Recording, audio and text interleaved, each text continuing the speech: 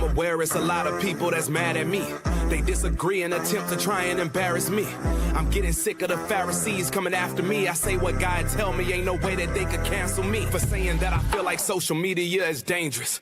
Everybody's sexy, successful, I think they gangster. It's all fun and games until the kids do the same thing and use their cell phone to get everyone on the same wave. It feels strange leaving the center state of distraught. Why do it feel like my phone be knowing most of my thoughts? Television since a child, so it's all that I've been taught. And how come when I start to research, I'm trying not to get caught, yet it feels weird? Why wouldn't I talk about it? We all know the truth and we constantly walk around it. When I talked about Christmas, they all had looked at me funny.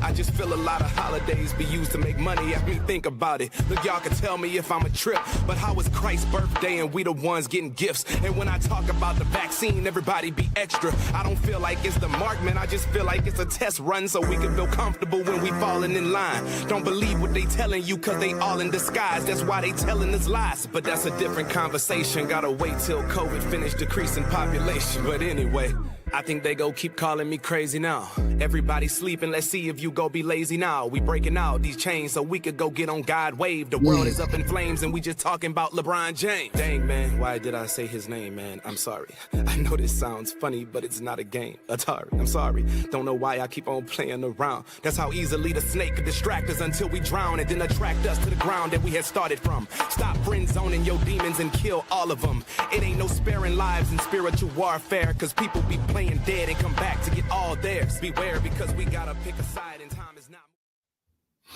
What's good? What's good? What's good? How's everybody doing today? My man says, stop friend zoning your demons. That is what this is going to be about. That's it's kind of like what the whole Dragon Tactics series that I came up with is going to come about, because we have been programmed, y'all. You think your thoughts are your own. You think your mind is your own, but we have been lied to thoroughly, very, very, very much so thoroughly. And we have to be willing to unfriend zone our demons, because there's a lot of things that we have taken unto ourselves. There's a lot of things, that enjoyment that we have, that we say, oh, we just take it for granted because we've formed bonds with it, And this anime subject, I know a lot of folks ain't gonna like it. So, my preamble is, if you are not trying to follow the ways of the Most High, if you are not trying to follow the Bible to the Bible, not no religion, but the Bible, the way of living that is outlined in the Bible and the Torah, if you are not trying to follow after the ways of the Messiah, Yahushua HaMashiach, or some people may know him as Jesus Christ, if you are not trying to follow and be like that, this ain't the show for you, because your cognitive dissonance is going to kick in. You're going to lie to yourself. You're going to say this is blah, blah, blah, blah, blah, and go away. So I'm just going to save you the time. Just go ahead, find you something that keeps you, lull you back to sleep. But if you are willing and you're ready to face the music, essentially, to face the facts that everything that you have been given is not true.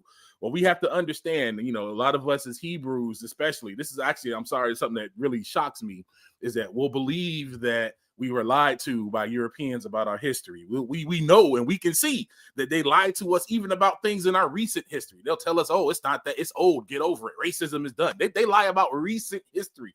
They'll tell you racism is over with. And every person with melanated skin know the lie detector showed that's a lie. and we know that these things are false. Why do you think the buck stops there? See, a lot of things come in because we form soul ties with it. We have an attachment to it. I can tell you, as I was doing the research for this study and I'm pulling stuff up, I could still feel the endearment towards a lot of these things that I'm talking about. And so if you're not ready, this is your last chance, because this is a paradigm shifter. I'm going to ruin things. It's funny when the folks that I be rocking with that I struggle with in our business gatherings, they know usually when I get on my soapbox, I ruin things. And by ruin, I mean I take away the ignorance of this thing that we used to like, this thing that we used to love, and this thing that we thought was okay and cool. And you find out, actually, no, it's a snare, it's a trap by the enemy. It's kind of like with the movie The Golden Child. It's blood in the porridge. Shout out to Judge Sharp. They put blood in the porridge to get us twisted.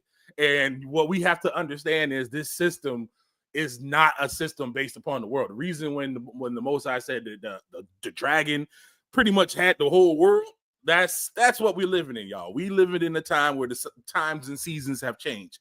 Everything has been flipped and changed. The real world, as our ancestors knew it before the 1800s, has been hidden away from us. It has been changed, and it's been reimagined and given to us in all sorts of different kind of ways. And anime is one of those ways. And what we're going to go into today and what we're going to talk about today is the truth behind this anime stuff. This anime. I know a lot of parents don't understand it. I know a lot of kids, we love it and like it. Now, I'm going to give a full disclosure. I'm not saying every single anime is of the devil. This isn't, this isn't that. As a matter of fact, let me go to my let me go ahead and hit you on the first page. This ain't another, adult just being like, oh, this is evil. Back in the day when I was young, they had a thing called the Satanic Panic, where everything, in the Christian church, see, the way they do stuff, man, they twist it, because you'll have people that take things to the extreme, and then they'll take it to the extreme, and then it makes a case for people to go against it because they just swing the bat without no regard for the fine china in the room, without really realizing that you have to hone in on this thing and be specific and not just say, oh, this is just of the devil because I don't understand it. No, it's of the devil because of X, Y, and Z. So this ain't the Satanic Panic, you know what I'm saying? For those that don't know what that is, that's what I just explained. Everybody else knows, oh yeah, we remember the Satanic Panic when, everything was the devil. I remember the lady saying Super Mario Brothers was the devil. All kinds of stuff like that. And for me, this, I'm not no new person when it comes to anime, you know what I'm saying? So this is the other thing. I'm not just some dude that was in religion that just turned a page one day and seen some cat ladies or some dragon ladies and was like, oh my God, started clutching my pearls. Nah, bruh. I was in there from the beginning. Like, I've been in anime since you couldn't even find it in your, nowadays, y'all little young niggas spoiled, man. You could walk into a store and they just got all the stuff right there. Like back in my day, like, you had to have the hookup. You had to know the guy who knew the guy that had the tape. Like, I saw the cooler movies for Dragon Ball long before Toonami came out. I knew what Super Saiyan was long before Toonami came out because I had a homeboy that brought a VHS over and we watched the cooler movies. And I had, I'm from back in the day with AVD video, with Evangelion, Ghost in the Shell, what's what you call it? Ninja Scroll, Vampire Hunter D. Like, bro, I'm not new to this. I've been doing this since a lot of the stuff that a lot of y'all little young niggas is on, nigga. I was the part of the founding class for this. I was a part of the Hebrew so-called black people back in the day that was called weirdos and nerds for liking this kind of stuff. Like, we set the foundation. I was so much into I made anime music videos, and as a matter of fact, I still got some on. Oh no, I think I still got some on my channel. As a matter of fact, I hit them, but they're on my channel. I don't know if I hit them though. I might pull them out.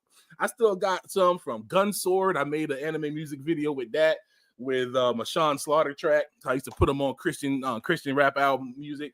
I made one for Hunter x Hunter because I was on the old school Hunter x Hunter before the nice new animated one where it's all nice looking and all that stuff. And for all the older folks that may not understand what I'm saying, it's okay. I'm gonna bring y'all into the fold. But right now I'm talking to your kids. I'm talking to my generation. You know what I'm saying? I'm a baby boomer, 84, class of 84 here. You know what I'm saying? Raised in the 90s type kid. You know what I'm saying? I'm sorry, not baby boomer, millennial, born from the boomers, a millennial, you know what I'm saying? So I was in there. I was, I made them with Windows Movie Music Maker, and then I graduated to Sony Vegas and started making it. So I was making animated music videos back in the day when you could use copyrighted music on YouTube. Like, I don't even remember that. Like YouTube used to actually be free, where you can just come in and you just put some wild stuff up there. That's the generation of anime cats I'm from. Making like all the dudes you see now making beats and stuff with the little anime music and the video game music. I got CDs with my old Fruity Loops, because before it was called FL Studio, it was called Fruity Loops. I got stuff from MP3s and MIDI files that I dumped from anime OSTs trying to flip beats. As a matter of fact, I made a beat off of one of the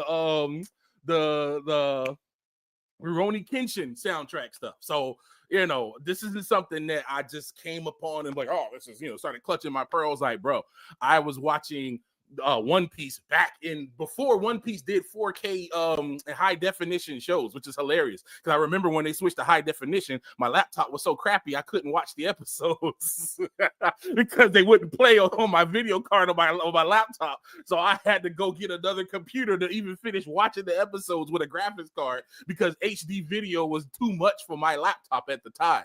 So yeah, I've been in this thing for a minute. I've been in it for a minute, a long minute. I don't watch just the shonen. I watch seinen, you know what I'm saying? I've read the slice of life. I read the mangas too. I pull them up, you know what I'm saying? I've read not just your Naruto, your big three, your Bleach, your Naruto, and your One Piece, but I've also gone back, man, D-Gray, man. That's all the other ones, man. I'll be here for days naming all of them, even some of the slice of life, like Aoi Yoshi, Kimi ga no Zomu Ein, The Future That You Desire. Man, it's bro, like all sources. The Love Hina, you know what I'm saying? I read it all. Ranma Half, they making a new remake of it. But I watched the old OG cartoon and I read the manga. Oh man, like just all kinds of stuff. You know what I'm saying? I was in there. I'm in there. You know what I'm saying? So don't think that this is from somebody who don't know what he's talking about. I'm an OG in this. As a matter of fact, y'all young niggas should call me senpai when it comes to this. Like, oh, real talk. So I'm not saying this from a standpoint of just somebody that's on the outside looking in. I'm saying this as somebody that has had to break these ties. That's why I bring it up, because I understand the draw. I understand the attraction, and I understand how you can link. It's a soul tie. We always think of soul ties mainly as with like sexual stuff, but soul ties also function with objects and with TV shows and with all sorts of things. We can form soul ties with all sorts of stuff. When you see people that are hoarders and stuff like that, that's a soul tie. They're sitting there hoarding that kind of stuff. So what I'm going to do is, when I get to this, we have to understand the full manner of things. And what I'm going to tell you is, get your little microwave mentality out. One of the things that we have to understand, that even in Japanese storytelling, because a lot, this may not be the case for some of in my millennial generation, but some of y'all young cats, y'all don't even watch the animes no more. Y'all just pick up and watch somebody summarize it, which is so lame. I'm sorry, that's lame. Watch the show. Watching and reading a wiki is not the equivalent to reading and watching anime. Your brain has been programmed to not be able to focus, that you just want the cliff notes of everything, and you consider that as an enjoyment. That's insane to me. That is absolutely insane. Learn how to hear the whole matter through. Learn how to sit down and focus, because it is not good that you can't sit down for 30 minutes. Really, no, actually, when you take the commercials out, they're like 20 something, 22, 24 minutes when you get them offline of a whole show, and you can't sit through it because your attention span is like halfway jacked up. They're halfway through the show, you flipping through your phone and not even paying attention. Like, bro, that's terrible. That's absolutely terrible. You got to get your brain fixed. So what I'm going to do is, I'm going to make a case. I'm about to make a case for this whole situation. What we're dealing with in this situation is something that has happened in humanity before. That's why we're going to call it Back to the Future. The Bible told us it's going to be as it was in the days of Noah. But we don't really understand that, because in what we get in the Bible, what we have to understand is the Bible that we have, the canon, as they call it, when you go to the store and pick it up, it has been picked over and it has been picked through. And there were a lot of books that these so-called, basically these folk, these Edom, the Roman kings and all of them that wanted to use it to create a religion, they left a lot of things out. And there was a reason why they left those things out, because if we saw these things in there, then we wouldn't fall for most of the stuff. Then we would be able to see most of the stuff that they're doing now. So what we're going to talk about is what's old is new. Enoch warned us. This is not a phenomenon that's brand new. Enoch told us about it. Who were the watchers? What is a watcher? What does that even mean? Who were the Nephilim, and the Eliud? See, they always just use Nephilim as a catch-all, but there's actually different things to this. And this is just a myth. We're talking about the sons of Cain. This, a lot of people, there's all sorts of stories around the Nephilim and the fallen ones and stuff like that. But I'm not going to get too much into that. I'm going to touch on it, but I highly recommend this book by my man, Minister Dante Fortson. This book right here is amazing. When I picked it up, I was like, yo, it was so refreshing to see somebody who saw it the same way I saw it. Because for years in the Christian church, I was of the belief that these were fallen angels and all these different things. And then you come across people, they'll try to tell you, oh, no, they're the sons of Seth and all this other crazy stuff to try to get you off of it. My man, Dante Fortson has a great in-depth study in this in the book. He's going to go into it far more than I can go into here. I'm just going to touch on some subjects, but if you want to know more and you want to get more information about this is a great book to start. It is a biblical basis. It is a biblical foundation. When we talk about these things, I always bring it to the Bible. Don't go off reading these texts and these things from these other sources. You always compare everything to the Bible, and we bring it back to the Bible.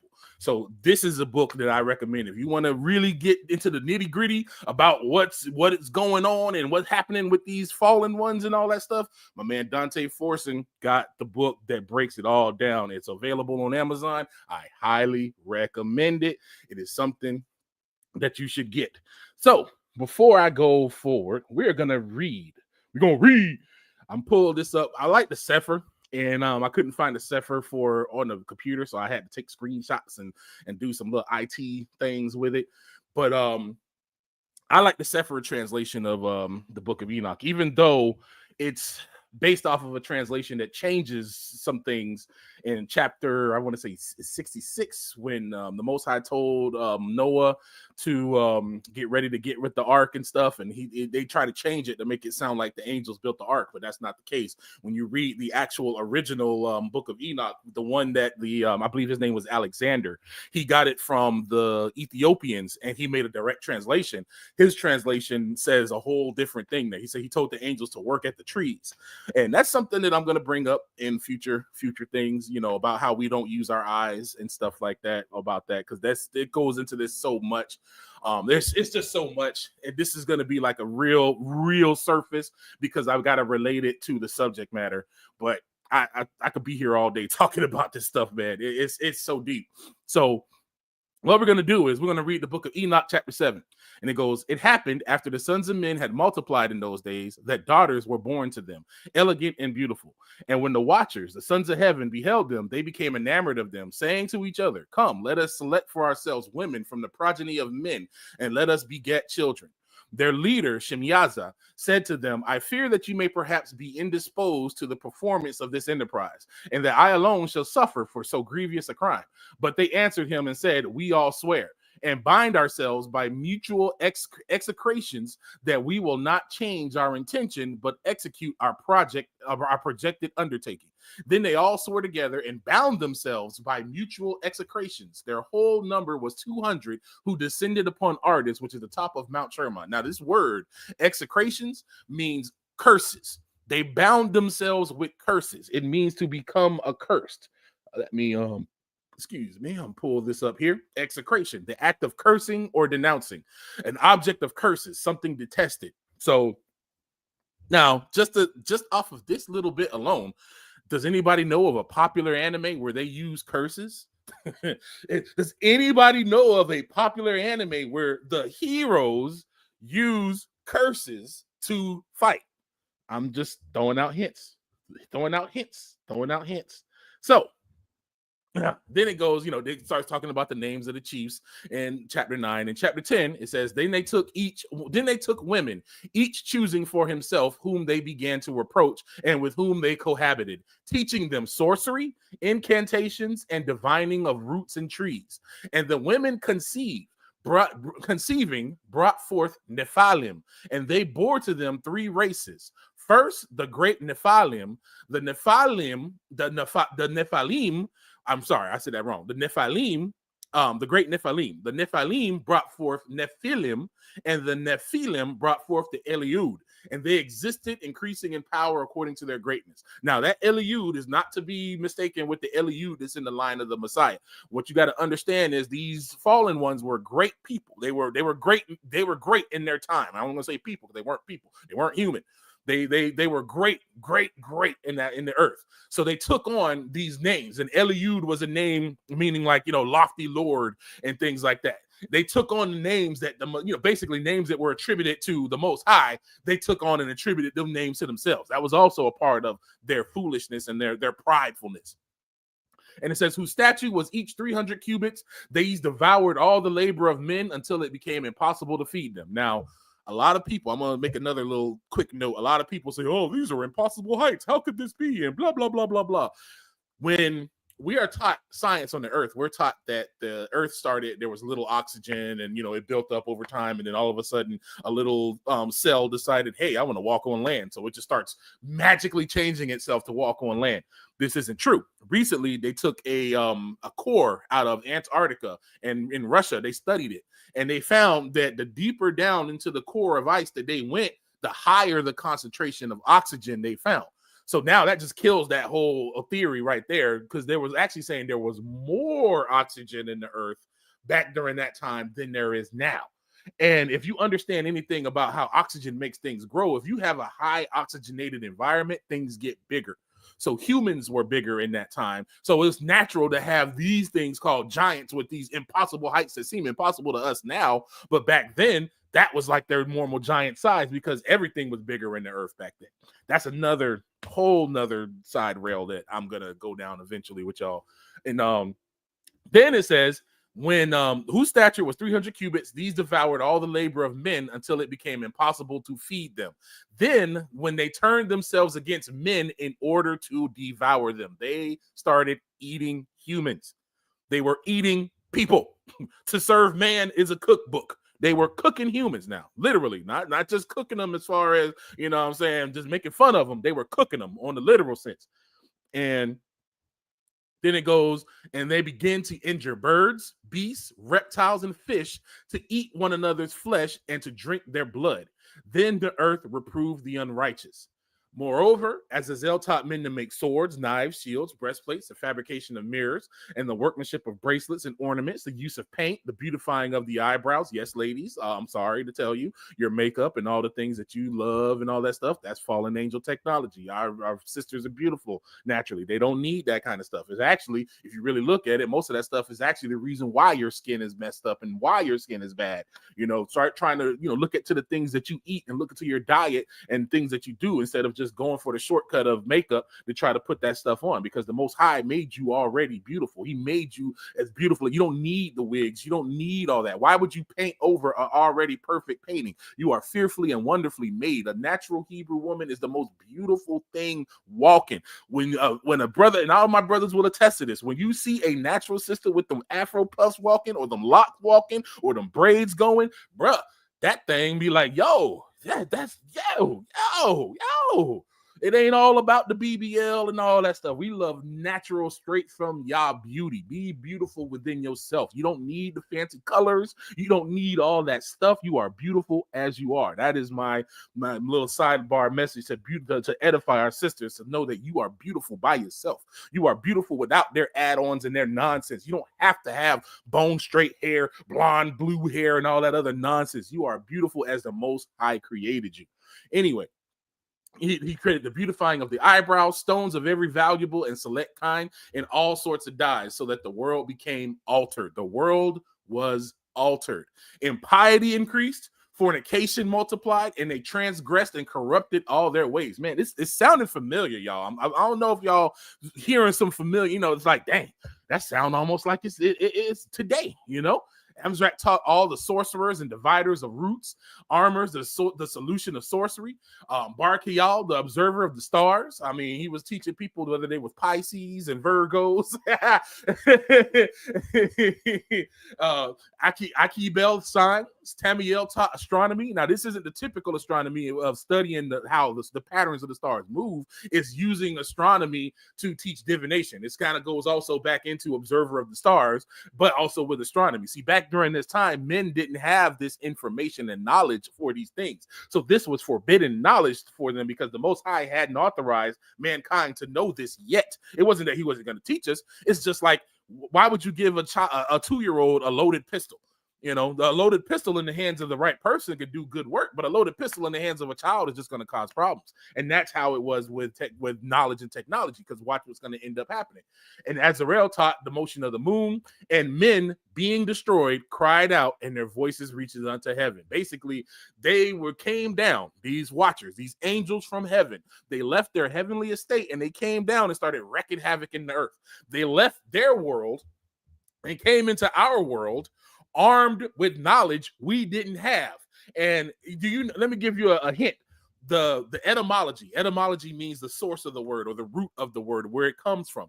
The etymology of the word magnetism is magic. The etymology of the word magnetism is magic.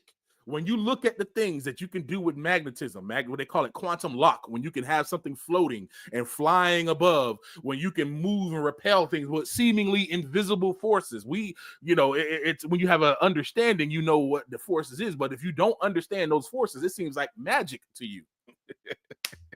I'm going to say, isn't it interesting how the most popular form of anime right now is isekai? I'm going to throw this little side out there. Isekai means from another world or another world. And in the isekai, how they've done it is we are the ones that go to another world. So you'll have a human that'll walk out after they get out of the grocery store, or they'll go somewhere, and then along comes Truck-kun. And for those who don't know who Truck-kun is, Truck-kun is this Eponius white truck, these Japanese white trucks that every time in these isekai stories, or even in regular anime stories, it's always a truck that hit them, that kill them. The truck, man, nobody got more bodies than Truck-kun. You know, Gacy is looking crazy compared to Truck-kun. Truck-kun take them all out. That truck done took out so many folks. But what'll happen is they'll get hit by a truck, or something will happen. They'll die, or sometimes they wake up, or they'll have a magical ceremony where they get summoned into another world. And then you'll have a person like from our world, a regular human, and they get thrown into a world with magic.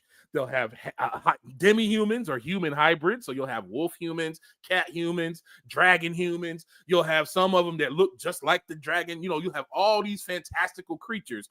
And this person excels in this world. They do great in this world because of their knowledge that they have from the other world. So one of them, actually, I'm not going to lie, one of my favorites was the wise man's grandson. And when he came in, he was taught magic by this by a wizard that was there, one of the biggest, baddest wizards of the land. But his magic was better because instead of he didn't have to say the words to do the spell. He understood how fire worked. He understood thermodynamics and combustion. So his understanding of combustion allowed him to do what they call wordless incantations. And it was far more powerful because he understood the nature of fire, the nature of water. He understood how to teleport because he understood the bringing down of 2 points together, like what they call the Einstein-Rosen bridge. So basically folding space. So he could make portals that would go from one place to the other, and they would be like, how, what? And he would try to explain the concept even to this great wizard. He's like, I don't even understand it, because he had knowledge from another realm. Isn't it interesting that they make that to endear us to that concept when we see that the fallen angels were the one who did that? You see here this list of things that they did. They taught men how to do all this stuff. They taught metallurgy. They taught this. In another part in the book of Enoch, it says that they taught them how to get lead, because lead is not naturally from the ground, and which is true. Lead comes up as an ore. It's a mix with other metals. So you can't get pure lead straight out of the ground. Lead has to be synthesized. You have to work it to isolate the lead out of the other metals that it's joined with. That's not a natural thing. You can't just go dig up the ground and say, oh, I found a whole thing of pure lead. No, it's going to come as an ore. And then you got to refine that ore to get the lead out of it. This is what they were teaching them. They were teaching them technology and science. So, yep, I'm going to, let's see here. Let me see if I want to go into this one, because some of these, it was kind of late when I added some of these. I don't know if I want to go into all of those. So basically, when they did that, the Most High gave them a here it is. I want to talk about the crimes that they had. And so, here we go. So after this all happened, the Most High used Enoch to go and announce their judgment to the Watchers, the fallen angels that came down and did what that did. So he said that, right here, I'm going to start at this Enoch 10. I'm going to start at 13. To Gabriel, also, Yahuwah said, go to the bastards, to the reprobates, and to the children of fornication. He's talking about the fallen ones and their kids, and destroy the children of fornication, the offspring of the Watchers. He called them the children of fornication, talking about the Nephilim, and the Eliud, and from amongst men. Bring them forth and excite them one against the other. This is the key point I wanted to bring up. Let them perish by mutual slaughter, for length of days shall not be theirs. So, out of this verse, we know that he had them, some of them were destroyed, and then some of them were basically fighting each other. He put a spirit of contention in them. So they fought each other. They were killing themselves off, and they didn't live long. These are 3 key points I just want you to keep in the back of your head. And so it says, they shall entreat you, but their fathers shall not obtain their wishes, respecting them, for they shall hope for eternal life, that they may live, each of them 500 years. Isn't it interesting that when you read these different mythology stories, there's always somebody looking for eternal life? You always see these different demigods trying to find ways to get eternal life, even in the Indian, and even in our main story that we're going to talk about, one of the main texts that we bring out, called Journey to the West. When in the story of Journey to the West, one of the most prevailing themes is you had these demons that kept trying to attack the monk. His name was Tang, but we'll use his English name, Tripitaka. And when they tried to attack this guy, Tripitaka, they all wanted to eat him because they wanted to get eternal life. They all wanted eternal life. So here's a clue linking that to these things here. What I'm trying to get you to see is these are the same creatures. These are the same. They're one and the same.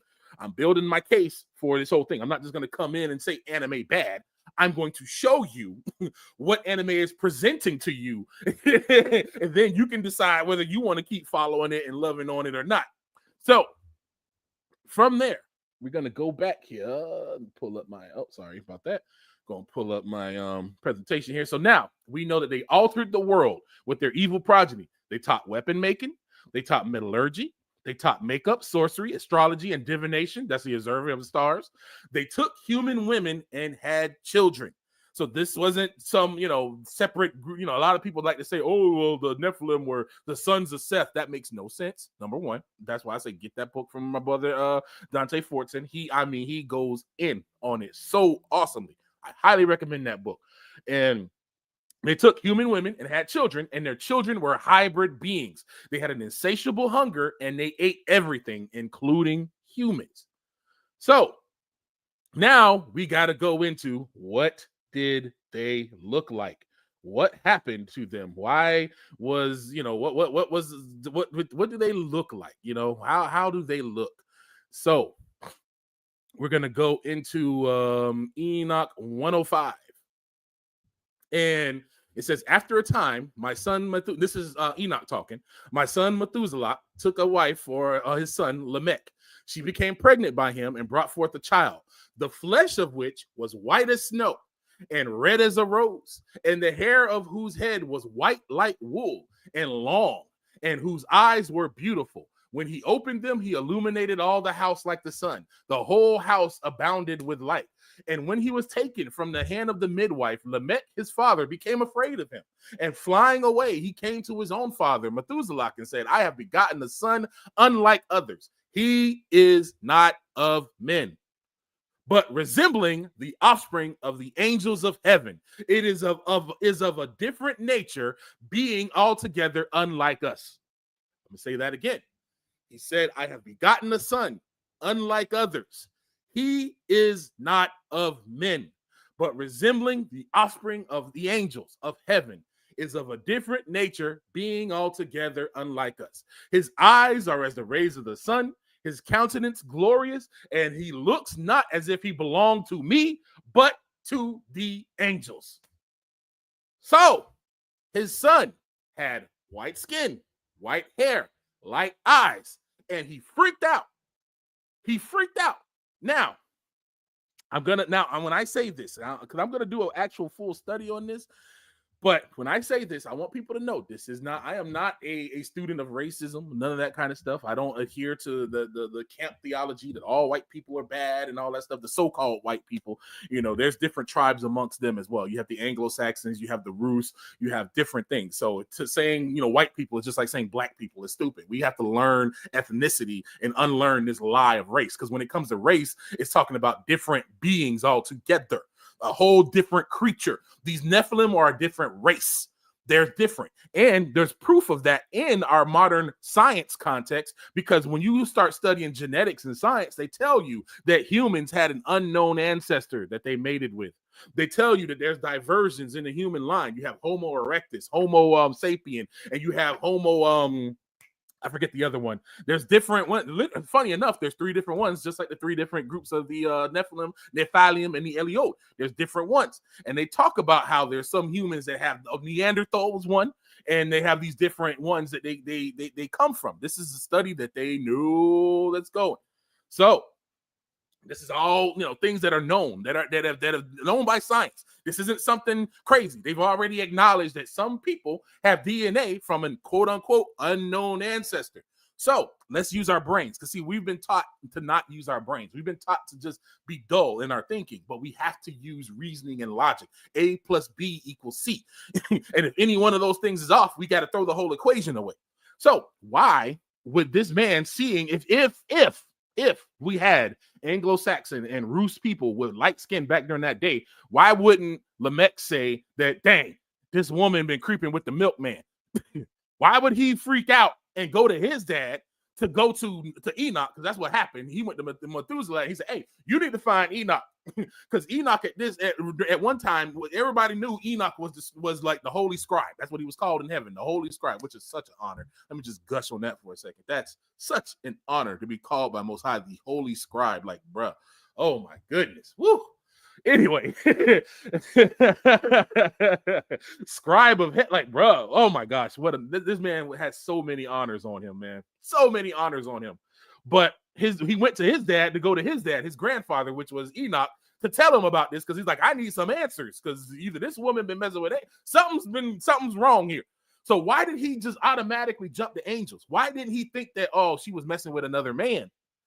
Why did he say he's not of men? Because if this was not, we are taught that humans left out of Africa, went into other places, and their skin just magically became light, and then all of a sudden their kids became light.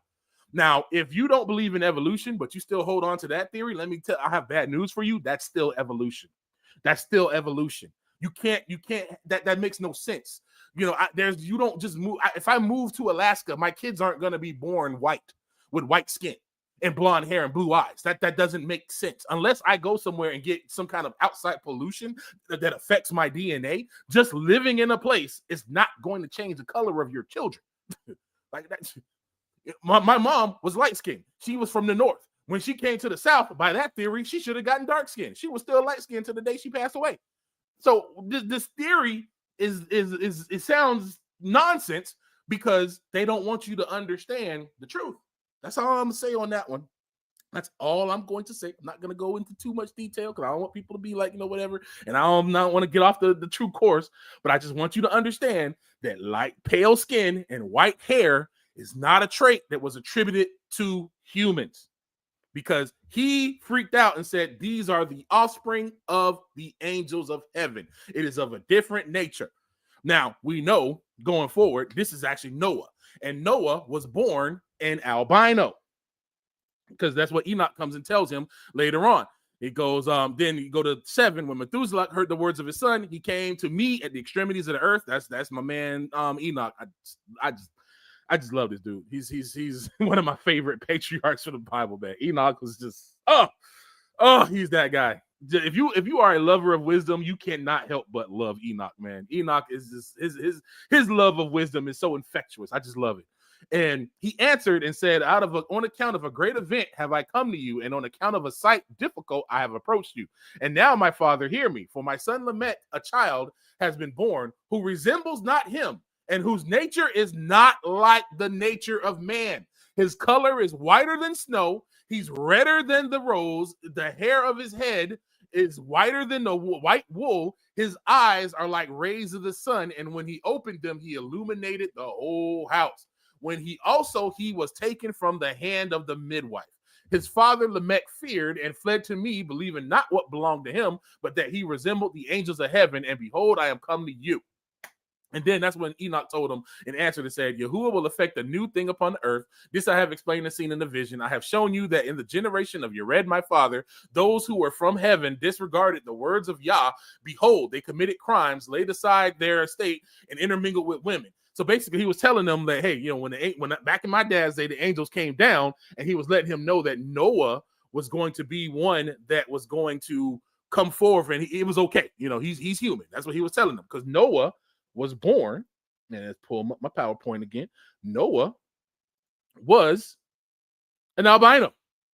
This is what Noah looked like, and we still see this happening in this day. Albino people are some of my favorite because the Most High knew we would come into a time when they would try to change times and seasons, where literally they flipped the earth upside down. So he left us breadcrumbs, and albinos are genetic breadcrumbs to let us know who and what we are dealing with. They are blessed people. Albinos, in my opinion, are blessed because they are like the rainbow. They are a sign to humankind to let you know what we were dealing with, and it's a love letter. Because look, these that you see on here, these people, they're African. They are very much African. They don't have. They tried to say, oh, they got white in their generation, and they come. No. That don't happen like this with Hebrew couples like that. That don't happen like that. In Africa, albinos are very common, and they're straight African. And when albinos have kids, they have kids that are, they'll have kids that look just like them. They'll look that black. You have all sorts of different kind of African albinos. The white hair, the light eyes, and the white skin. And when they have kids, their kids will come out black as all get out. Because there's you can go look up all sorts. There's tons of pictures out there. Some of them are AI. I will warn you, because when I went looking for pictures, I'm like, why did all, and I've looked up albinos before, but now it's full of AI, which is kind of disgusting. It's like, what? Why can't y'all just get real pictures of real humans? I don't need some computer generated human like that. That just shows you where we're going as a people in this world. That pretty much everything you see now is not even going to be real. Hardly, it's going to be generating all kinds of stuff off of AI. But this white skin were albino. So this is why Enoch was like, "You good, bro? You good? You good? He's fine. He's human." He was the first occurrence of an albino. So based on this, we can make two assumptions.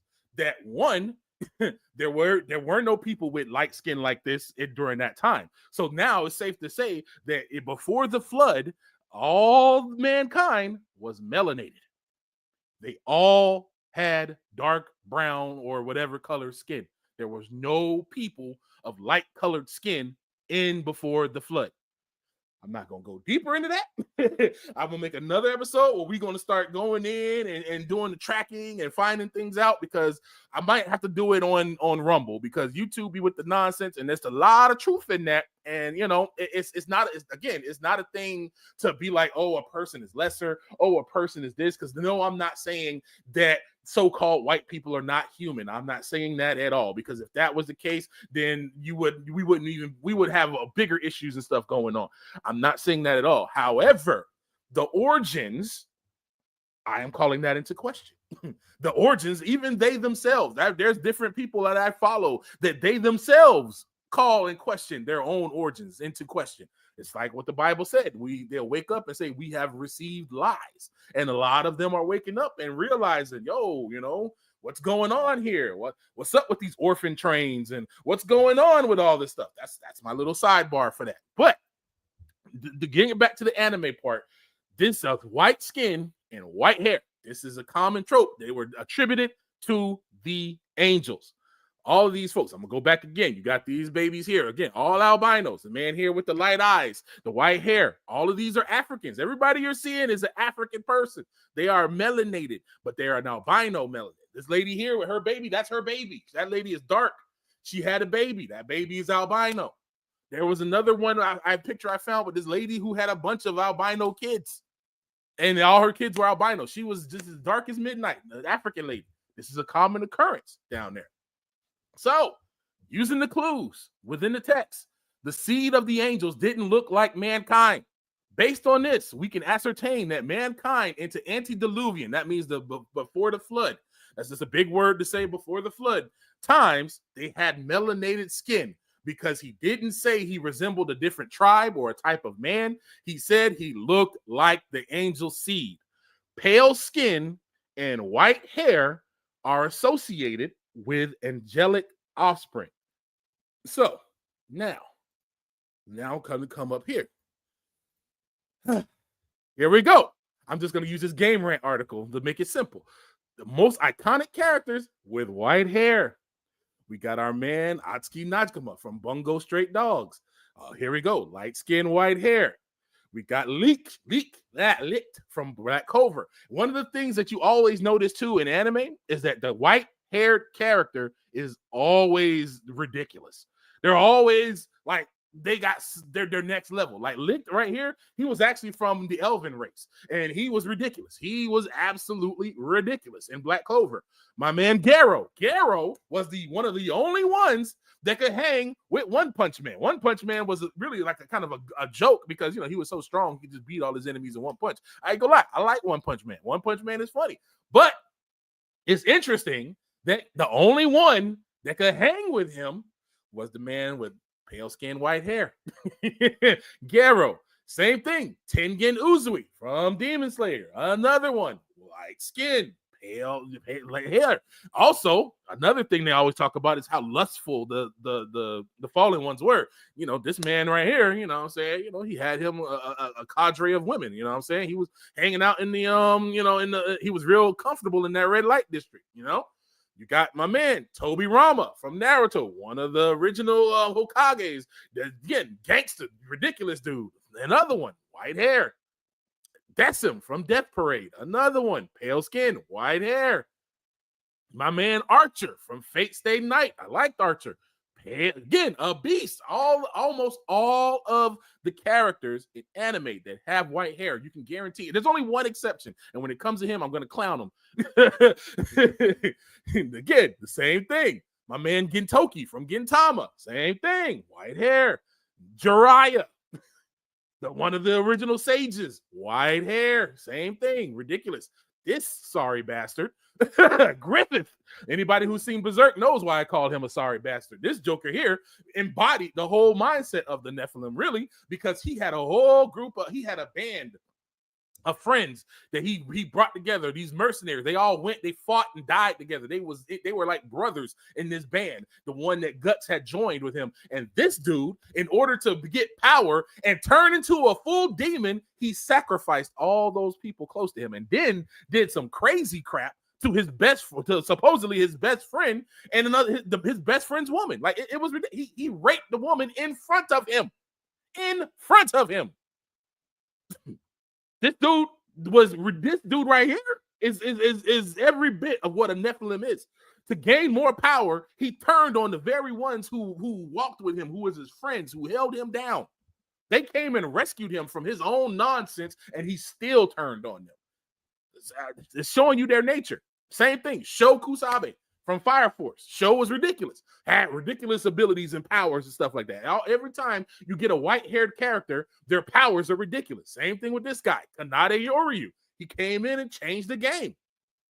Look here. Kanade Uryu from Platinum End Show, first released in 2021, is new to the anime franchise. However, Kanade's impact on the anime makes him another distinct white-haired character. Among a group of individuals known as the God Candidates who aim to become the next god, Kanade distinguished himself from the start. He was ridiculous. They're always extra powerful. And then you always notice that even in the anime, when the character ascends in power, their hair gets lighter. What happened with Goku? First, he had blonde hair when he went Super Saiyan. That was a level up. Then he went Ultra Instant. He went Super Saiyan God. His hair became red. A lot of the different texts in the Bible talk about the giants, how they had red hair. The Native Americans tell stories about red-haired giants that used to come in and attack them and eat people. And then when he reached God form, his hair became white, Ultra Instinct. When he ascended, what did Vegeta tell him? Ascend to the level of the gods, Kakarot. And my brother's hair became white. I'm just saying, these things are not coincidences. This isn't stylistic choices. See, what we have to understand is the Europeans turned everything into religion. When it comes to East Asia and West Asia, for the Indians and the Japanese, Chinese, and all of them respectively, this isn't religion to them. This is their culture. This is how they go. If you ask the average Japanese person and say if you're religious, they'll say, nah, they hate religion. Most Japanese despise religion, because when religious cults come up in their country, people die, they steal money, kind of like what you see over here in America. They be out here stealing money, you know what I'm saying? Naming and claiming all that. They recognize that and they hate it. But they'll tell you they hate religion, but during the first of the New Year's, they go to the temple, them with their girl dressed in a yukata. They'll leave, they'll do all the rites at the temple and leave their prayers. When it comes to Golden Week, they'll go off and do all the Shinto stuff. When it comes to all the different periods for their different festivals and stuff, they do that. What we would call religion, that's their culture. That's just what they do. So they don't view this as a religion. This is just their culture. Their culture is naturally ingratiated towards these powerful, pale, white-haired things. So, next one, the most trash one on this list, Hitsugaya from Bleach.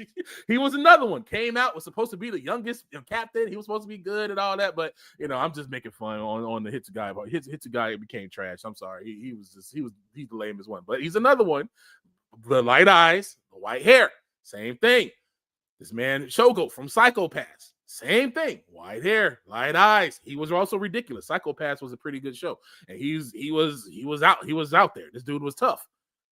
My boy Todoroki from My Hero Academia. See, you even call him my boy. See how they now listen. Even in what I'm saying, so I'm going to tell y'all this after I finish this. Todoroki. This one hurt. This one, I ain't gonna lie. This one hurt my feelings. I've known it for a while. I've known it because I told y'all I made an anime music video about Hunter x Hunter. I still have the Greed Island Hunter x Hunter DVD with the crappy Chinese subtitles. This that came out like back in 2000. I have that. I think I don't have it anymore. I think I got rid of it. But yeah, I've been on Hunter x Hunter for years. His whole family of assassins, ridiculous, all of them, stupidly powerful. All of them except for one who's the most normal one, which is hilarious. His brother, which is the one that dark hair. But all of them, his dad, his granddad, him, and I think even his mom. No, I don't know if his mom did or not because she always wore that weird helmet. But they all white hair, light eyes, white hair, light eyes. All of them. They're from a family of killers, the number one killers in the world. From them. Matter of fact, this dude Killua was so ridiculous. He's like 12 years old, and then they got into this. What was that? They were in the hunter exam, and they had to fight in this tower, and they were fighting this guy. This guy was a murderer. He had killed people and all this kind of stuff. This dude was so ridiculous. He ripped his heart out with his bare hands, and it was still beating. That's how skillful and ridiculous he was. He ripped it out before the man could even respond, and then showed him his heart. This is how ridiculous. This is a kid, a child. We're not talking about adults and all this. This is a child that's doing this. Nier from Death Note. I like L better. Nier was another one. Oh, everybody's favorite teacher who likes sticking fingers in his students' butt. Hatake Kakashi, the copy ninja. Same thing. White hair, pale skin. Ken Kaneki, which Ken Kaneki is a Tokyo Ghoul. When I watched it, I saw the allusions to it there because it was so obvious. Because he was actually a human. He started off normal, and he got attacked by a creature that wanted to eat him and take his blood. But then in the course of the anime, he ended up, she ended up getting killed, and he ended up actually taking on her blood and taking on her persona. And as he grew in power in that blood, his hair naturally became this color. He became white-haired. He became ridiculous because he inherited the blood from this ghoul. That's what they called them, ghouls. So again, it's there. What did I tell you about the Nephilim and how they came down and how they taught the mixing and all that? And matter of fact, let me even go even further. I'm gonna take a quick pause. I'm gonna pull it into the book of Jasher to show you that this is not just a birth thing, but this was genetic, and that humans themselves were doing this stuff too. And this is Jasher, the book of Jasher, chapter 4. Now, he's telling the same story about Lamech and Noah. However, I'm going to skip down to to verse 16. And all the sons of men departed from the ways of Yahuwah in those days. See, this is after the angels have been judged. When he judged the angels, he took the fallen watchers and he locked them up, so they had to watch their fallen. They're basically they're stuck in a room with a TV watching their progeny die. That's what they're doing. They're watching them go to war, they're watching them battle, and they're watching them die. But humans still had that knowledge that they were taught. They still had all that stuff that they were taught. So it said, all the sons of men departed from the ways of Yahuwah in those days, as they multiplied upon the face of the earth with sons and daughters. And they taught one another their evil practices, and they continued sinning against Yah. Every man made himself an Elohim, that means a god, a small g god, and they robbed and plundered every man his neighbor as well as his relative, and they corrupted the earth, and the earth was filled with violence. Does this sound familiar to some of y'all? How many of y'all know about these kids that be stealing from their mom and their parents? These people that don't care. They be robbing from old people. They go around doing all that. They have no love. Most of the younger generation, y'all need to check y'all humor. Y'all be laughing at stuff that's not funny. They're taking they're taking you and turning you cold and callous to the point where in other people's misfortune, you find it hilarious. You think it's funny. I remember seeing this one meme where it had this face of this person sad. The meme was like the face white people make when their kids are in a shooting. And I'm like, and the kids were laughing. And I'm like, that's not funny. Like, any parent would be like that when they lose their child. Like, that's not funny. I showed it to my ex's son and he laughed too. And I'm like, bro, why is that funny to you?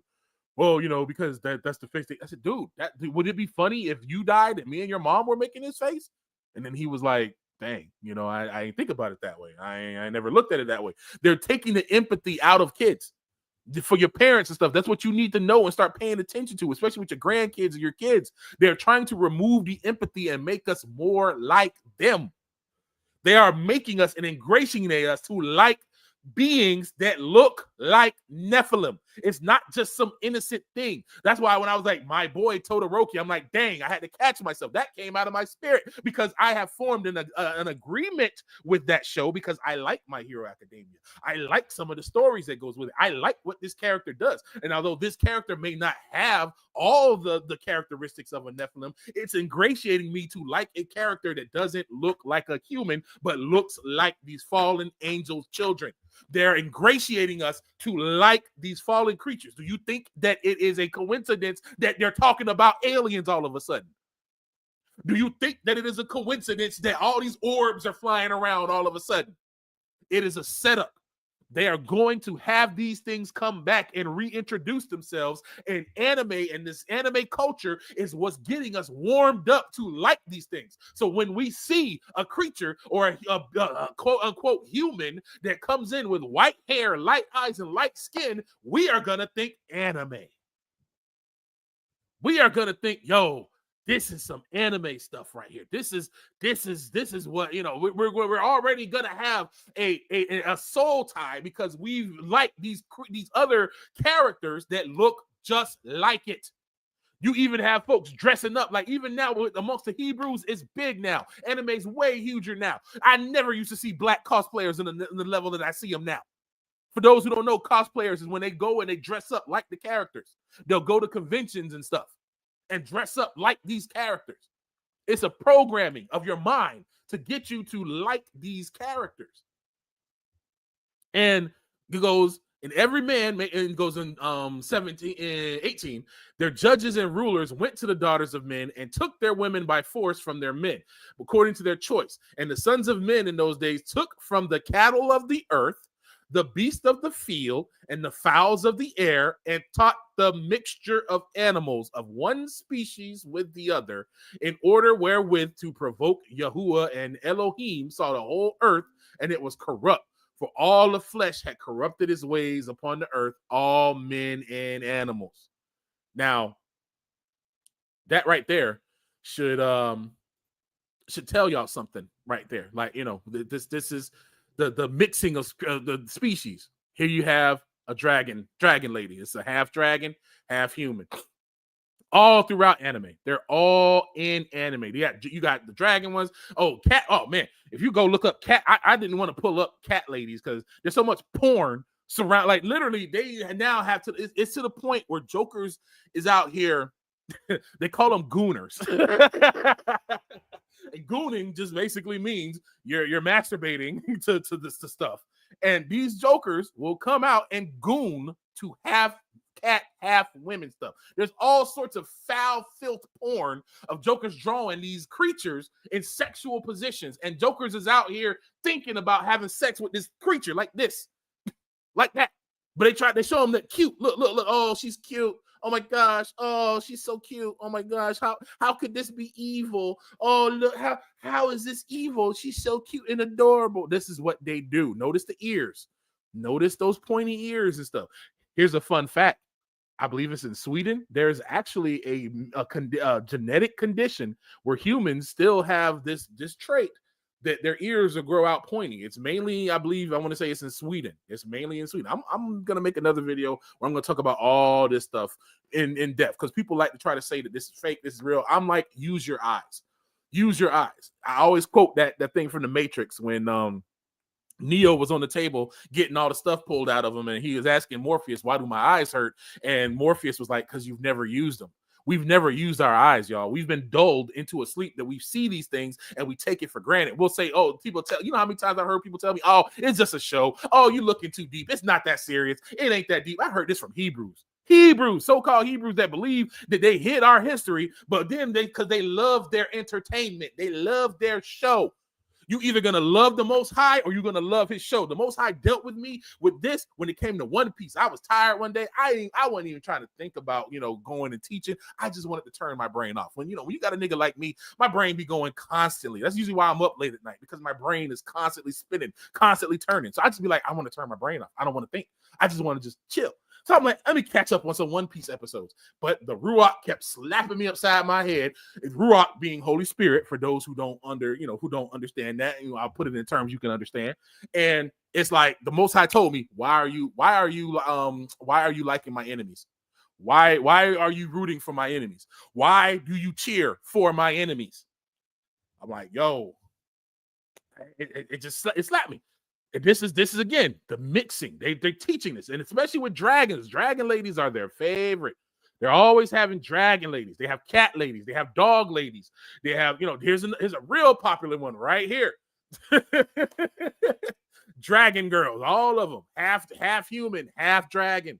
This is a common trope in anime. You have the half. I'm just gonna go ahead and I think my safe search is on.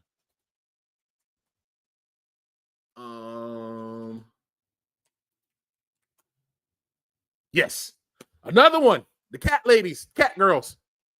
This is another one.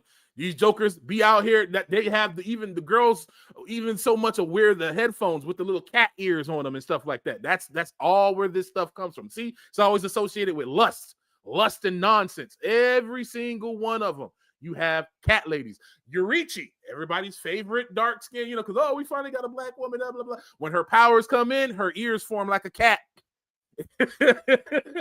It's all there. Cat lady, half human, the mixing of species. This isn't new. This is not new. There's a thing called CRISPR that Elon Musk himself has said that if you want butterfly wings with CRISPR, you can get it. It is this new protein, this sequence, this technology that they have that can rewrite DNA. It's called CRISPR. They've had it for years now. They've been perfecting it.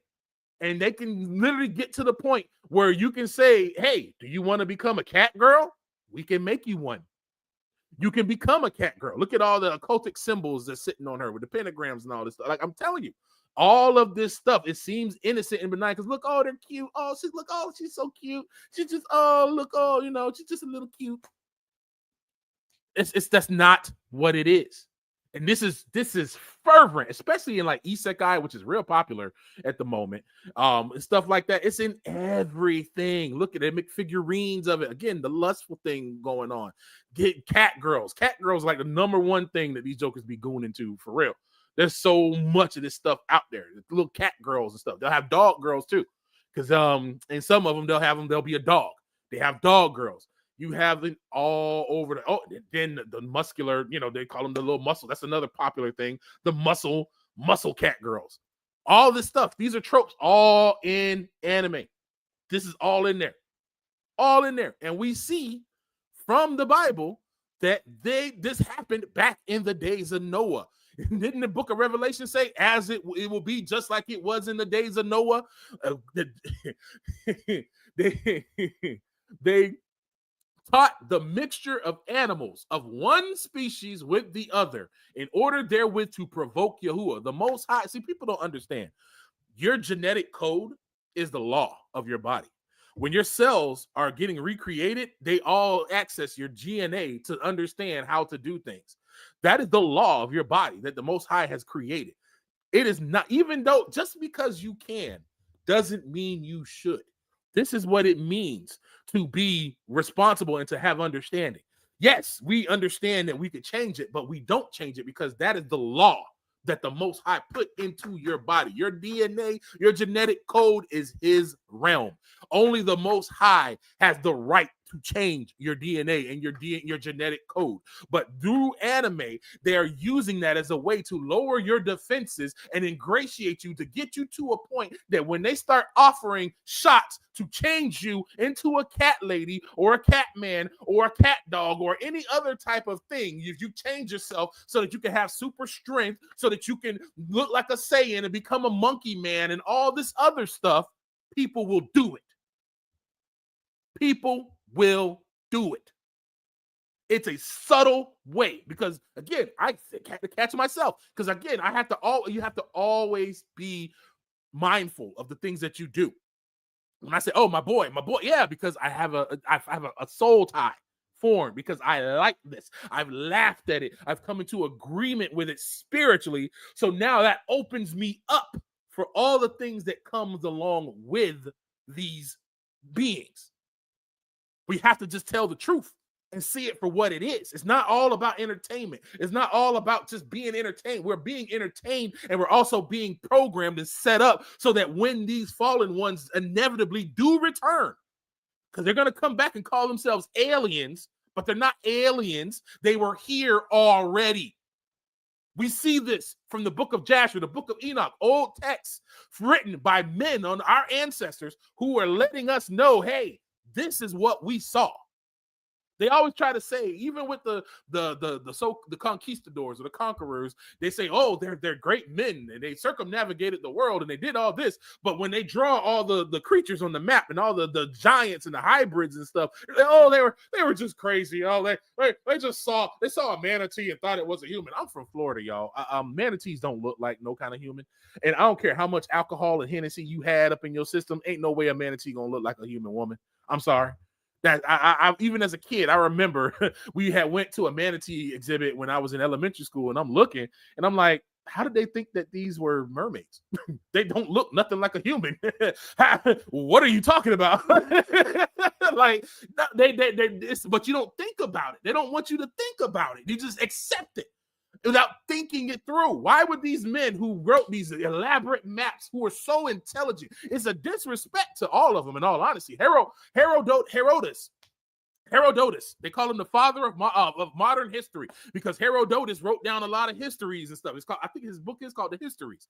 But they say, but he also believed just rumors and lies. So he was so thorough that he was able to accurately document historical things that y'all agree with. But on the inconvenient truths that he brought up, you want to flip it to make it seem like, he was just dumb and he just took happenstance and wrote it down. You can't call him the father of modern history if he's so stupid to write down happenstance and conjecture. He's not the father of modern history. You can't have it both ways. He talked about the Arimaspoi or the Cyclop creatures that were out there. Herodotus talked about the griffins that guarded the gold in the lands of Tartaria. He talked about all this stuff. All of these different dudes talked about this stuff, and it's disrespectful for you to tell them that, they were dumb. They just saw the sun and made something up. The Egyptians who you can't even make a pyramid the way they did. You can't even reproduce it. But you want to say they stupid enough to just look at the sun and make something up? Come on, bro. Come on. Let's just use our brains. Let's put our thinking caps on. They're telling you that to dull you, so when they bring these things to you in the forms of entertainment, you won't question it. You won't see it for what it is. They're trying to get you to form a relationship with these things before they come back. So that way, when they come back, you give yourself to them willingly.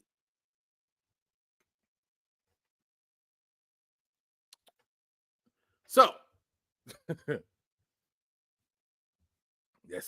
we're being slowly trained to accept, to love, to look up to, and to emulate and cheer for characters made in the image of creatures that used to tyrannize, abuse, rape, and consume our antediluvian ancestors. These creatures that looked like Kakashi, that looked like Todoroki, that looked like Goku, and that looked like all these things. These were the ones that used to terrorize our human ancestors back in the day. They would kill them. They would use them for experiments. They did all sorts of murderous, nasty things. When you see and you read, especially like we're going to talk about the Journey to the West, how even the characters that are supposedly the heroes of Journey to the West, the one monk, he was the bandit. He's actually the guy that Yamcha is based off of. I forget his name. His name is Shu Fan. This dude, as a matter of fact, I'm gonna pull him up. I'm gonna pull him up because we're about to we're gonna get into it now. Welcome to the rabbit hole. We're going to talk about Journey to the West, an epic that can be considered the Mahabharata of the East Asia. Both tell stories of half-human, half-animal beings being descendant of fallen angels with amazing technology or artifacts and powers. It's the most, they have infighting. Remember, I stressed that point, how the Most High said they were going to be fighting all in the Journey to the West and in the Mahabharata. Mahabharata is like the Indian version of Journey to the West. And it's all about fighting. They're fighting, beefing, fighting all the time. All the time. Even when you look at the Greek mythology, they're always beefing and fighting. Isn't that in line with what the Most High said in Enoch, that he was going to have them fighting with each other? They were fighting. He said he declared the infighting and war as a judgment for the Watchers and progeny. We see this in the syncretic stories of the two aforementioned texts. Syncretism is basically when you have different, what the world calls religions, and they have their gods all lined up. They're all talking about the same beings. They're all talking about the same ones. When the Most High split the languages at Babel, they were all worshiping the same gods. And we're going to get a little bit into that too. Journey to the West is where arc format comes in anime storytelling, and the characters like the Monkey King. So that's when we talked about Jasher 9. I already went on that already. So nope, let me pull that up. Do I want to read that one? Did I have that one here? Did I pull Jasher 9 up? Oh no, I have it. I forgot. I put it here. Here we go. So we're going to read the book of Jasher 9. We're not going to read all of it. We're going to go to I'm going to go 21. And all the princes of Nimrod and great men took counsel together, Phut, Mizraim, Cush, and Canaan, with their families. And they said to each other, come, let us build ourselves a city and a strong tower, and in it a strong tower, and its top reaching heaven. And we will make ourselves famed, so that we may reign upon the whole world, in order that evil of our enemies may cease from us, that we may mightily reign over them, that we may not become scattered over the earth. And they all went before the king, and they told the king these words, and the kings agreed with them of the affair, and he did so. Now, it says that they began making bricks. I'm going to skip to 24, and burn fires to build the city and the tower that they had imagined to complete. And the building of the tower was unto them a transgression and a sin. And they began to build it. And whilst they were building against the Lord God of heaven, they imagined in their hearts to war against him and to ascend into heaven. If you notice, a lot of these different stories and stuff is always about ascending into heavenhood, ascending into godhood, surpassing heaven, beating heaven. In a lot of the Chinese stories, that's a big thing in relevant. In the cultivation stories, they talk about ascending into heaven, getting into godhood. In the Greek, they call it apotheosis, or to become God. And all these people and all the families divided themselves into three parts. The first, we will ascend into heaven and fight against him. The second said, we will ascend into heaven and place our own gods there and serve them. And the third part said, we will ascend to heaven and smite him with bows and spears. And God knew all their works and their evil thoughts, and he saw the city and the tower that they were building. So, let's see here. It said, and behold, these ascend. I'm going to skip around a bit. I don't want to read the whole thing.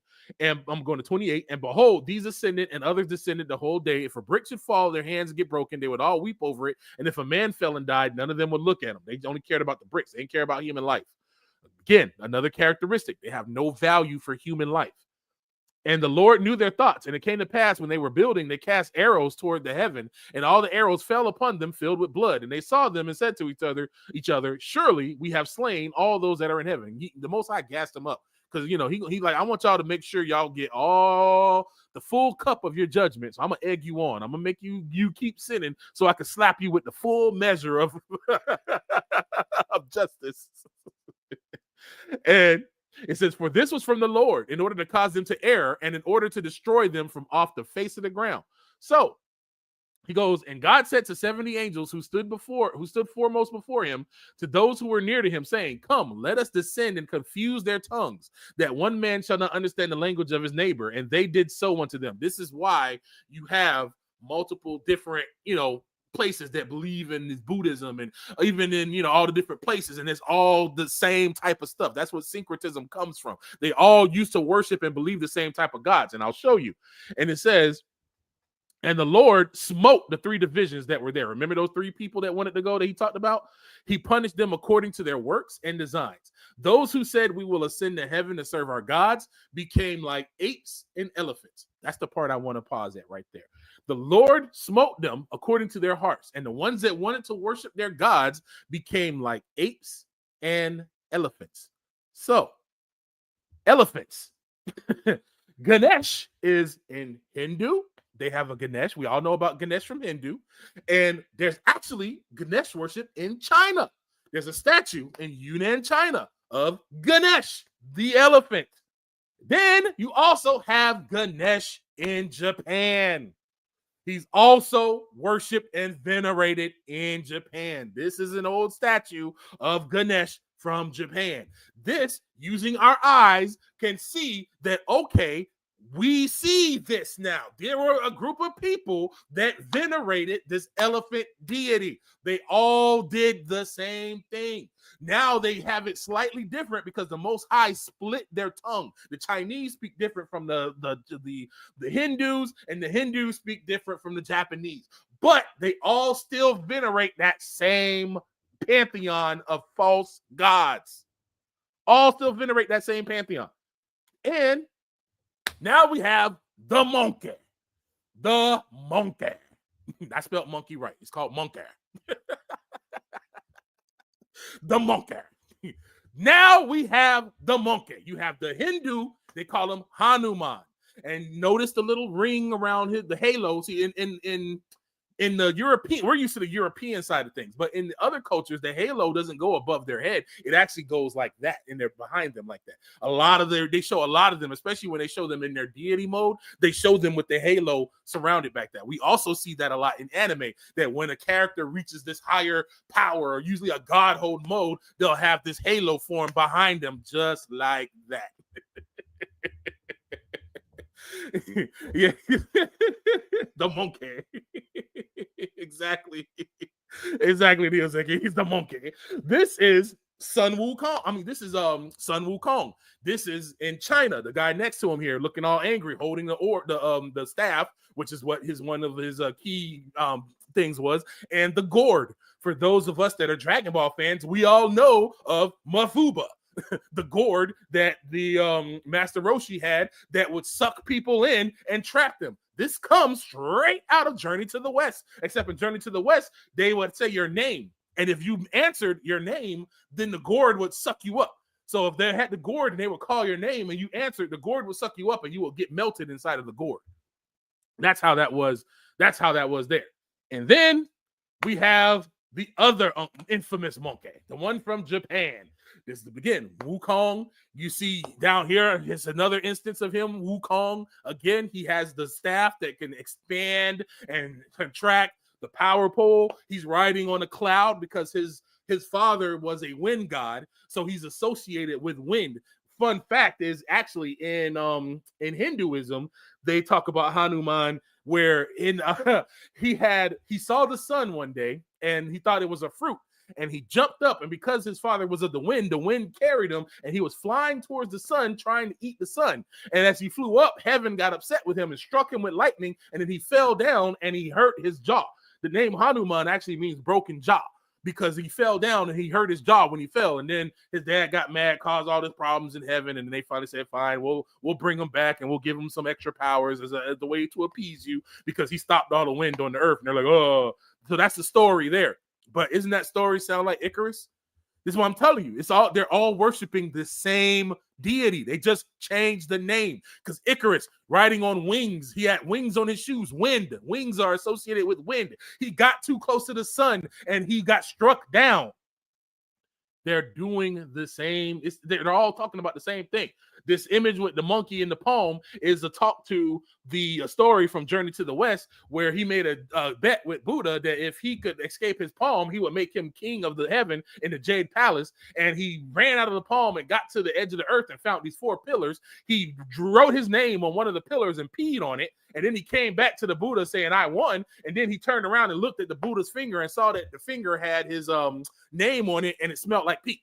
So he was like, no, you were in Buddha's hand the whole time. You lost the bet. Boom, boom, boom. That's one of those stories that go there. So the infamous monkey in Japan. Oh, I'm sorry, y'all. I thought I pulled up the monkey pictures, but all I seem to have is the other monkey that they have, like the other famous monkey in Japan, you know, in my Frieza voice. Monkey. It's all monkey again. Son Goku, his name is there. He's the perennial one. You got your half ape form. You got the ape transformation. The whole situation. He likes to fight. That's it. And honestly, Goku is not a hero. Goku is not a hero. He's selfish. He put the whole world on the line just so he could fight.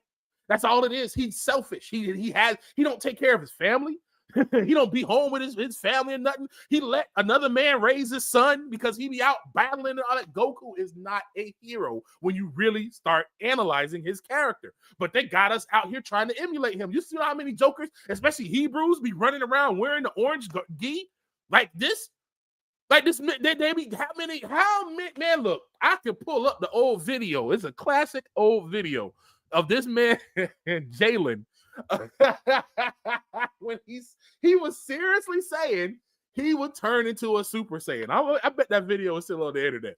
I don't know if many remember that. There was a video of this dude, his name was Jalen, and he said he was going to turn Super Saiyan. Hold on, let me see if I can find that video real quick. Hold on. I gotta, I'm gonna show y'all what y'all, because y'all think I'm just saying stuff, but let me see here. Let me pull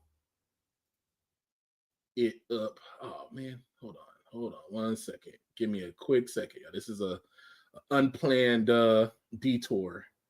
that I'm about to pull off here. Hold on, let me pull this over here.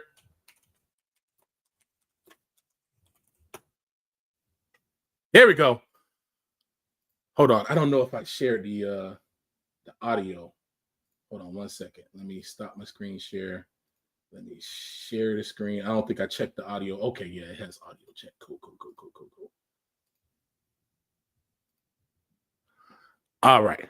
Let me share this video. This is the effect. This is the effect of anime. This is an old school video. This is 12 years old. 12 years. 12 years.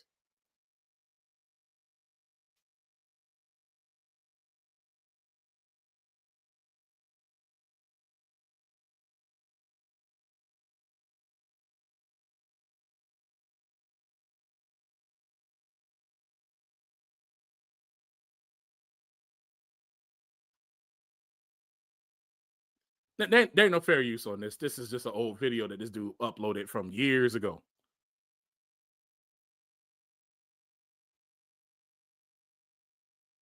Listen to what he is saying. Listen to this, because this is literally the feelings and the things that they say. So listen to what he's saying. Listen to what he's saying. There's no sound. Daggone it. I thought I had put it had the box check. Hold on 1 second. Let me reshare it again, because they are ticking me off here. I'm gonna share it again. Yeah, also share audio. It's sharing the audio. How can you not hear it? That's why. That's so stupid. Oh my gosh. So they have share audio, but every tab that you go in on here, that's for those that use StreamYard and you share your screen, it'll tell you to share your tabs, your windows, or the entire screen. And each one, to share audio, you have to select it. On the window one that was selected, so I just assumed rightfully that it would be on all of them, but no, you have to redo it from the other one. So that's something to take note if you use StreamYard. So I am going to reshare it now. And we're going to go ahead and I'm going to play him from the get-go.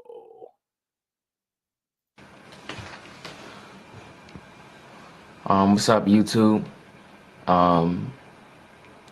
This is something that's been on my heart for a long time. And, you know, all I ever wanted to be in life was a Super Saiyan. You know, ever since I was a kid, I used to always look up to Goku and Vegeta, Gohan. I used to just look at them and just wonder, like, how come I'm just a human being? You know, I'm so worthless. Oh, what can I do? I can run, I can jump, I can flip. And it's just like, we are so limited as human beings. And I just feel like when I see superheroes, you know, why can't we be that exciting and that awesome? Like, why can't I wake up and if I'm late for school, just teleport there and be on time? But I feel like, you know, during that time of meditation and just thinking about it, I realized something. All of that is possible and more. It's all in here. It's all in your mind. Think about anything that you ever tried to do. You thought to yourself, man, I could never do that. But then when you practiced it, guess what? You got better at it and you actually achieved it, didn't you? It's the same thing when you look at superpowers. Of course, it sounds absurd when you first look at it, but if you try it, you know, if you actually set your mind to it and believe, you can achieve it. I saw a Chinese man set a piece of paper on fire with just the power of his hands. Now, you're going to tell me that that was fake? No, it wasn't fake. He channeled that energy from within and he believed, and he channeled that energy through the creation of his mind, of what his mind believed and what he spoke into existence of the power that he had. You understand what I'm saying? I feel like anything that you set your mind to, your mind will, you know, your mind can create that force, because your mind is just this powerful machine that is, you know, whatever you set it to and you believe and you work and towards achieving it, you can do it. So This is old, but mind you, this is a mindset that young folks have. You see this manifestation junk that's going on now. I mean, it back in the day, we laughed at this nigga, and y'all gonna see, I'm gonna let the whole thing ride, and you're gonna see why. And I thought it was hilarious, but even now watching it, I'm seeing how they were programming it and all then, because these are thoughts that even I have had. I had them thoughts. I'm like, dang, man, we so regular. Like, man, you know, these things is crazy. Like, if something like this came and happened, we wouldn't be able to do nothing. We just garbage and trash and blah, blah, blah. And if I didn't have the solid foundation of the Most High, I would be willing to go into CRISPR and maybe get myself the Super Saiyan upgrade so I could jump around and fly and be super strong and do all that stuff. You can do it, and I believe I can be a Super Saiyan. So this is my first time exposing this side of me to the world. And I know a lot of y'all laughing, but people who really, you know, that are on my level of intellect, they understand what I'm saying, you know, and thank y'all for understanding. And, you know, I'm going to attempt to go Super Saiyan on film, and I'm going to upload it to YouTube. This is my first attempt, and I'm believing, and I'm going to create that energy and channel through my mind. Now, I might not turn full Super Saiyan. I might turn full Super Saiyan, or you might just see a glimpse of it, of that power. But, you know, this is my first attempt. I'm gonna turn the music on. Super Saiyan 3 Goku theme.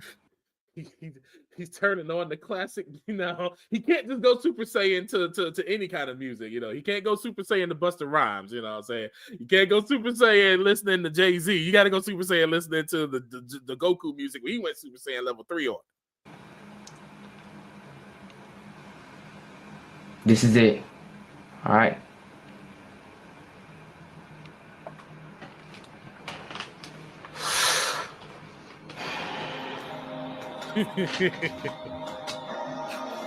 Oh my gosh. All right.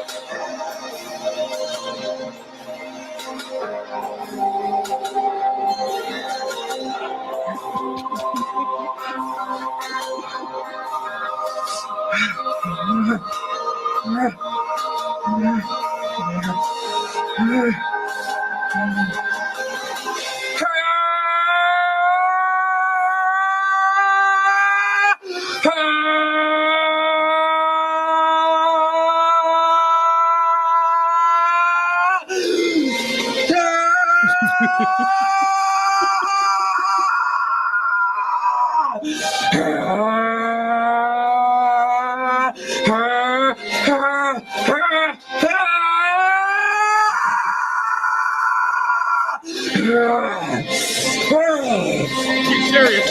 Get serious.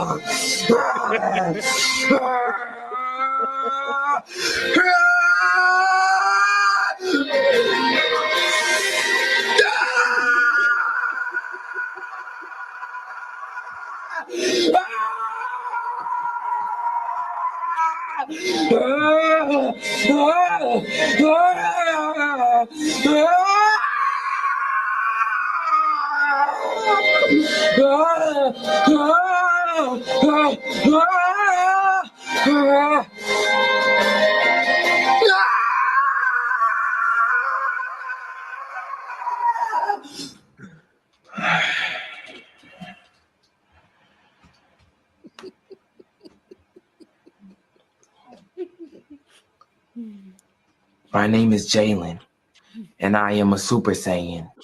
So when I tell y'all that they be trying to ingratiate us to make us want to be like these things, this is from 12 years ago. That's from 12 years ago. 12 years ago. 2012. 2012. That came out.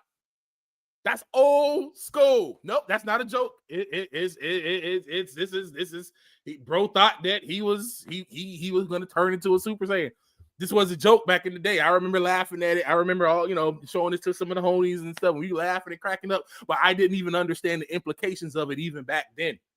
Because now, with anime being so much more popular now, This is the norm. Like I remember even with my ex, I remember one day he was like 7 years old. He's like, "Oh, I'm gonna go Super Saiyan," and he ran around the house screaming, "Ah!" Just like that, just like that. How many kids your kids you've heard them running around doing some crap like this? This is the same thing. The same thing. This is what they are trying to do. They want you to feel small and insignificant. This is why they tell you that we're on a spinning ball that's spinning 666,000 miles an hour like a rifle through infinite space with all the stars spinning and shaking and changing and all this and all these infinite galaxies and stuff to make you feel small, to not listen to the fact that the Most High said that the earth is his footstool. He's right there.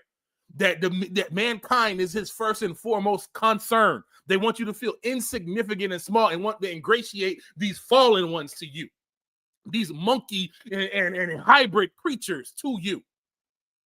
This is adults are doing this. Adults, it's actually more popular now for niggas to run around screaming like that. If you go to an anime convention, you'll probably find five or six Hebrew young boys in their 20s doing the same thing, but they're not laughing at them. They laughing with them because they're dressed up like Goku. They dressed up in their Super Saiyan clothes. They dressed up and got this thing going. Like this is serious, y'all. This is super serious in how this thing goes because they're getting us ingratiated to demons. How do you know? But let's hold on. Let me let's pull up. So from Journey to the West, you have Zhu Baijie. Shu Baijie. This is the pig demon. He's a pig, half human, half pig. He's known for being lustful. Anybody that's watched Dragon Ball Z, you already know what this person is. You already know who that is and who that person goes into. Hold on, I actually put that one in the wrong place. Right there.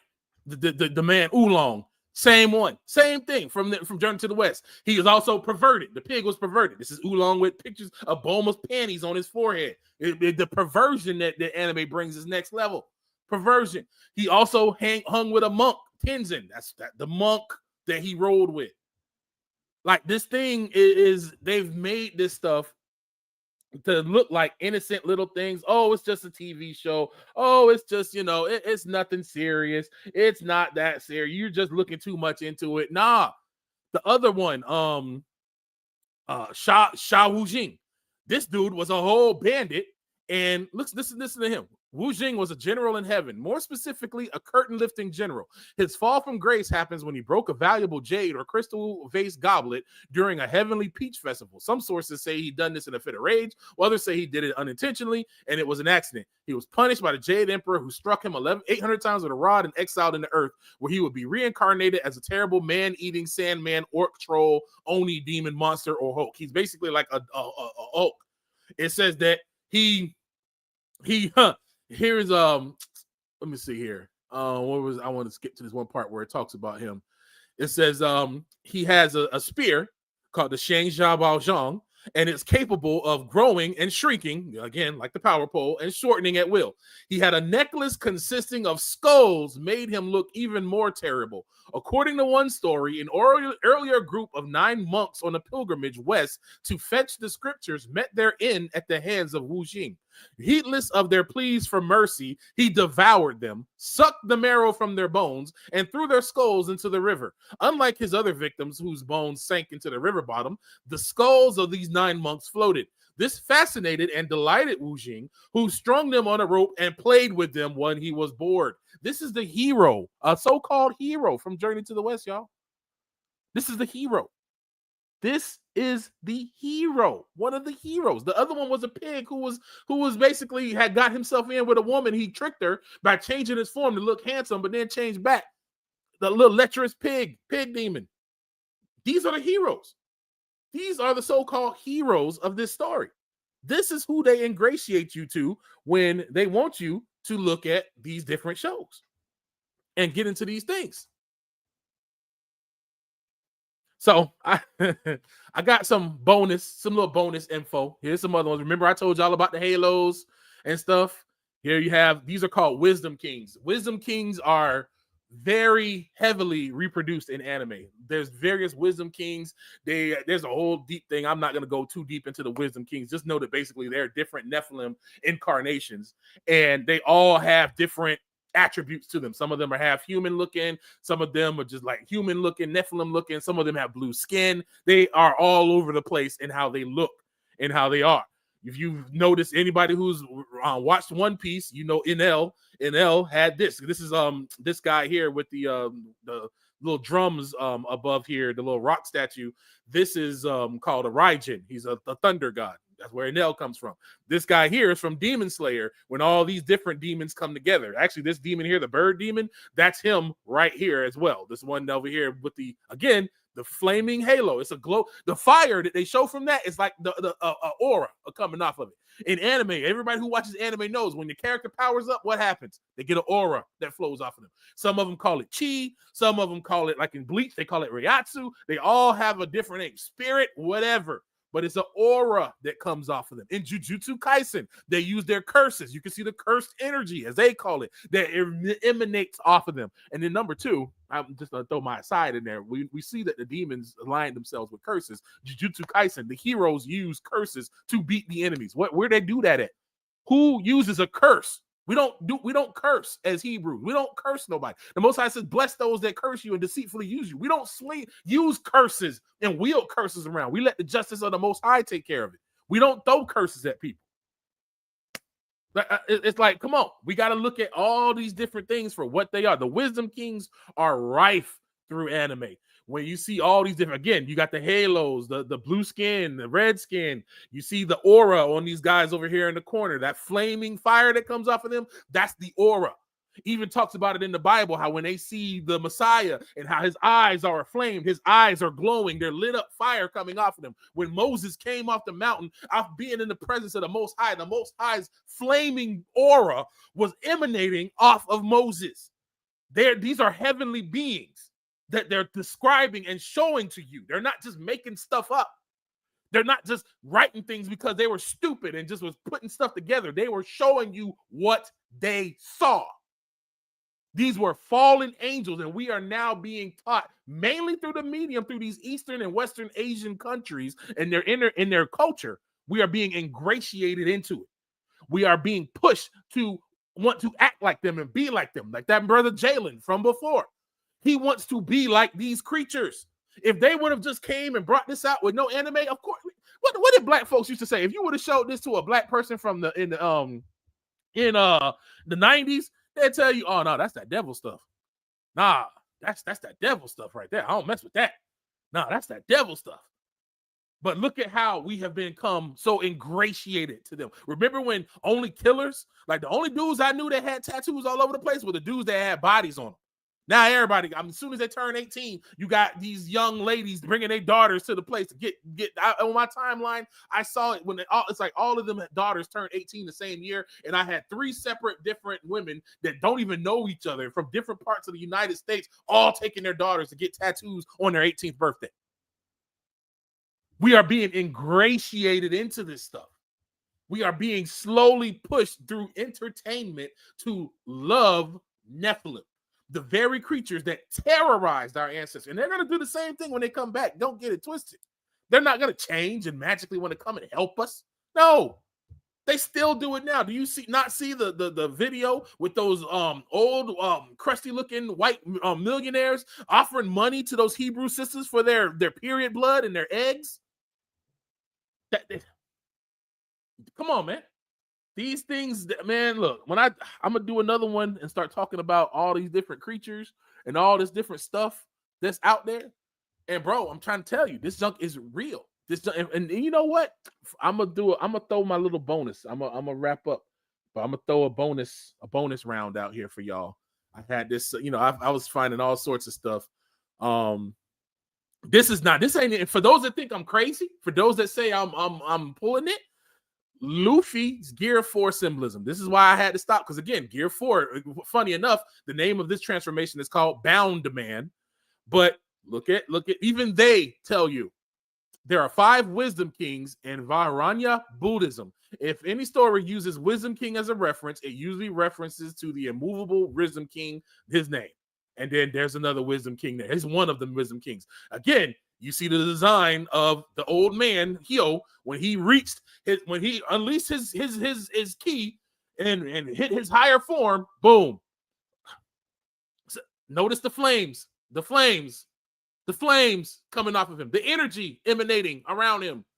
The same thing. You got these two guys right here. You see how they have the cloth, how the cloth floats? That's a very common thing. When an anime character reaches the divinehood, they'll have that floating cloth that just sits there and floats over like that. When Luffy hits his bound man, which is interesting how they call it, on that one, this is how he looks.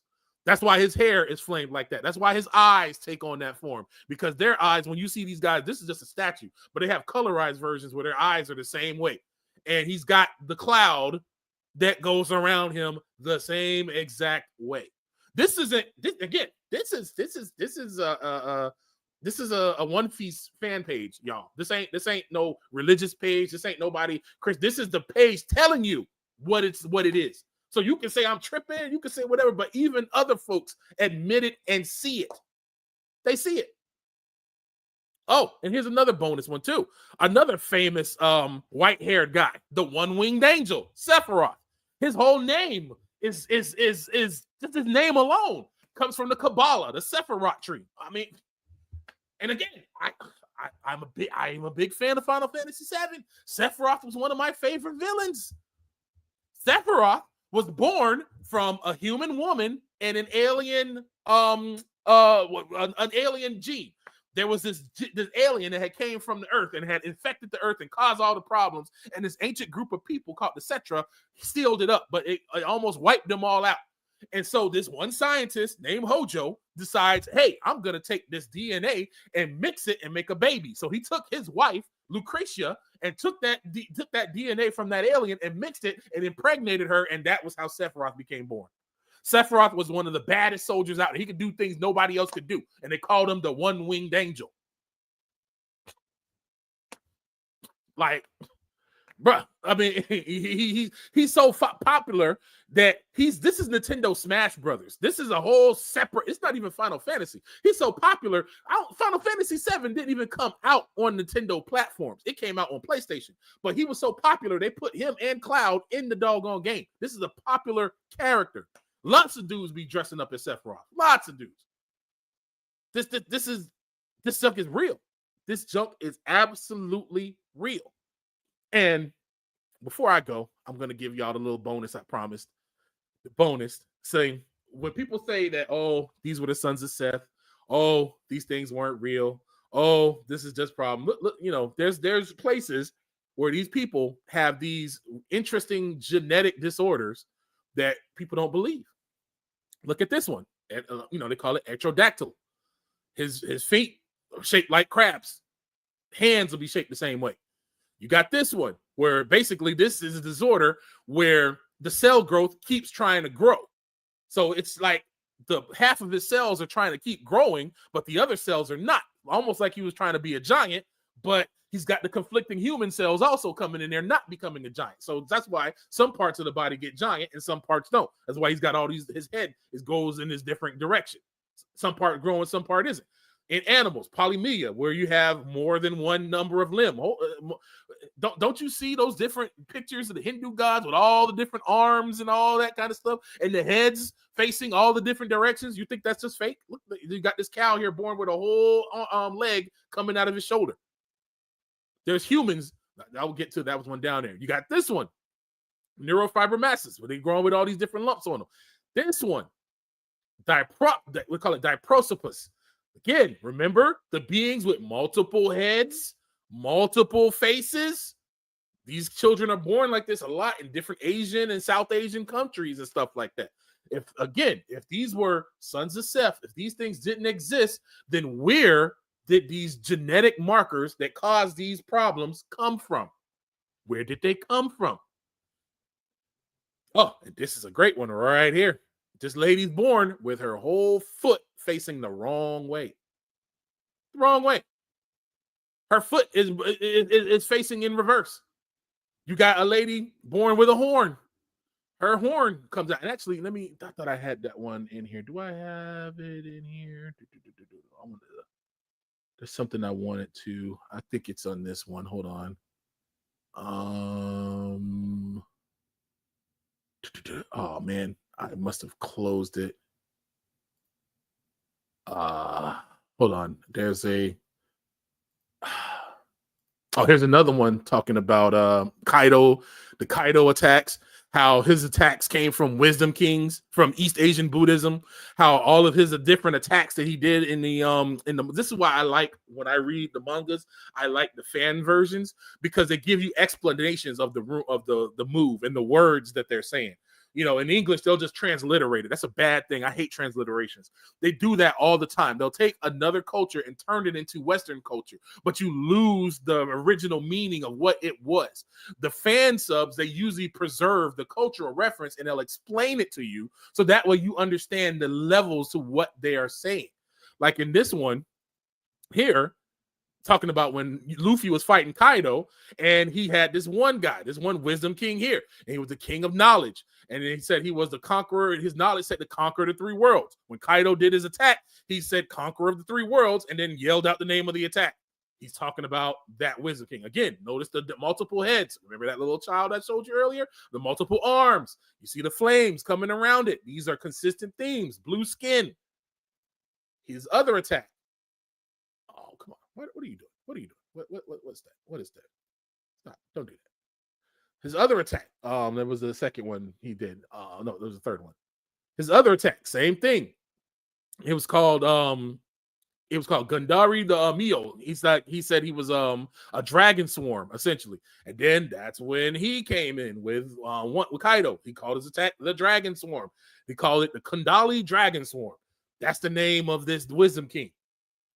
He had another one, the Destroyer of Death. And then here's Kaido again, Destroyer of Death. Again, all of these, this is not their religion. This is their culture. This is woven into the fabric of their lives because most of them were from places where they venerated these beings as gods. They worshiped them. They were fallen angels, and because they were mighty and powerful and they had technology they didn't understand, they worshiped them. Again, you have the flames, the multiple faces, the multiple arms, the halo in the back, all of these different things that we see. All of these different things that all come together into this, So there was one I wanted to find though. Oh man, hold on. I wanted to show y'all this one thing, and it's annoying me that now I can't. Let me see if I can find it in here.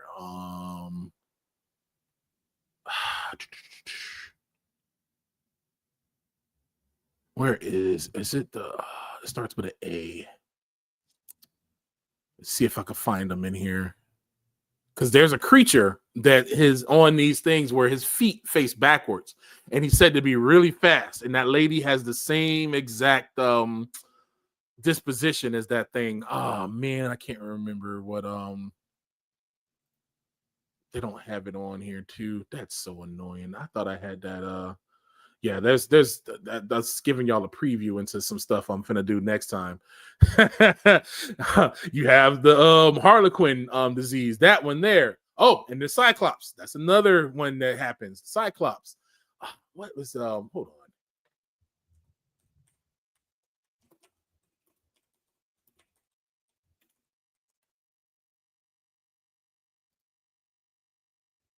on. Wait, there it is. I saw it right here. The antipodes. That lady that we were talking about in that last one. This lady here, see how she has her feet? They're going the wrong way. That's her foot. It's faced the wrong way. There you go. There you go. They tell you when they have these things, oh, they were just crazy. Oh, these things didn't exist. Oh, they were okay.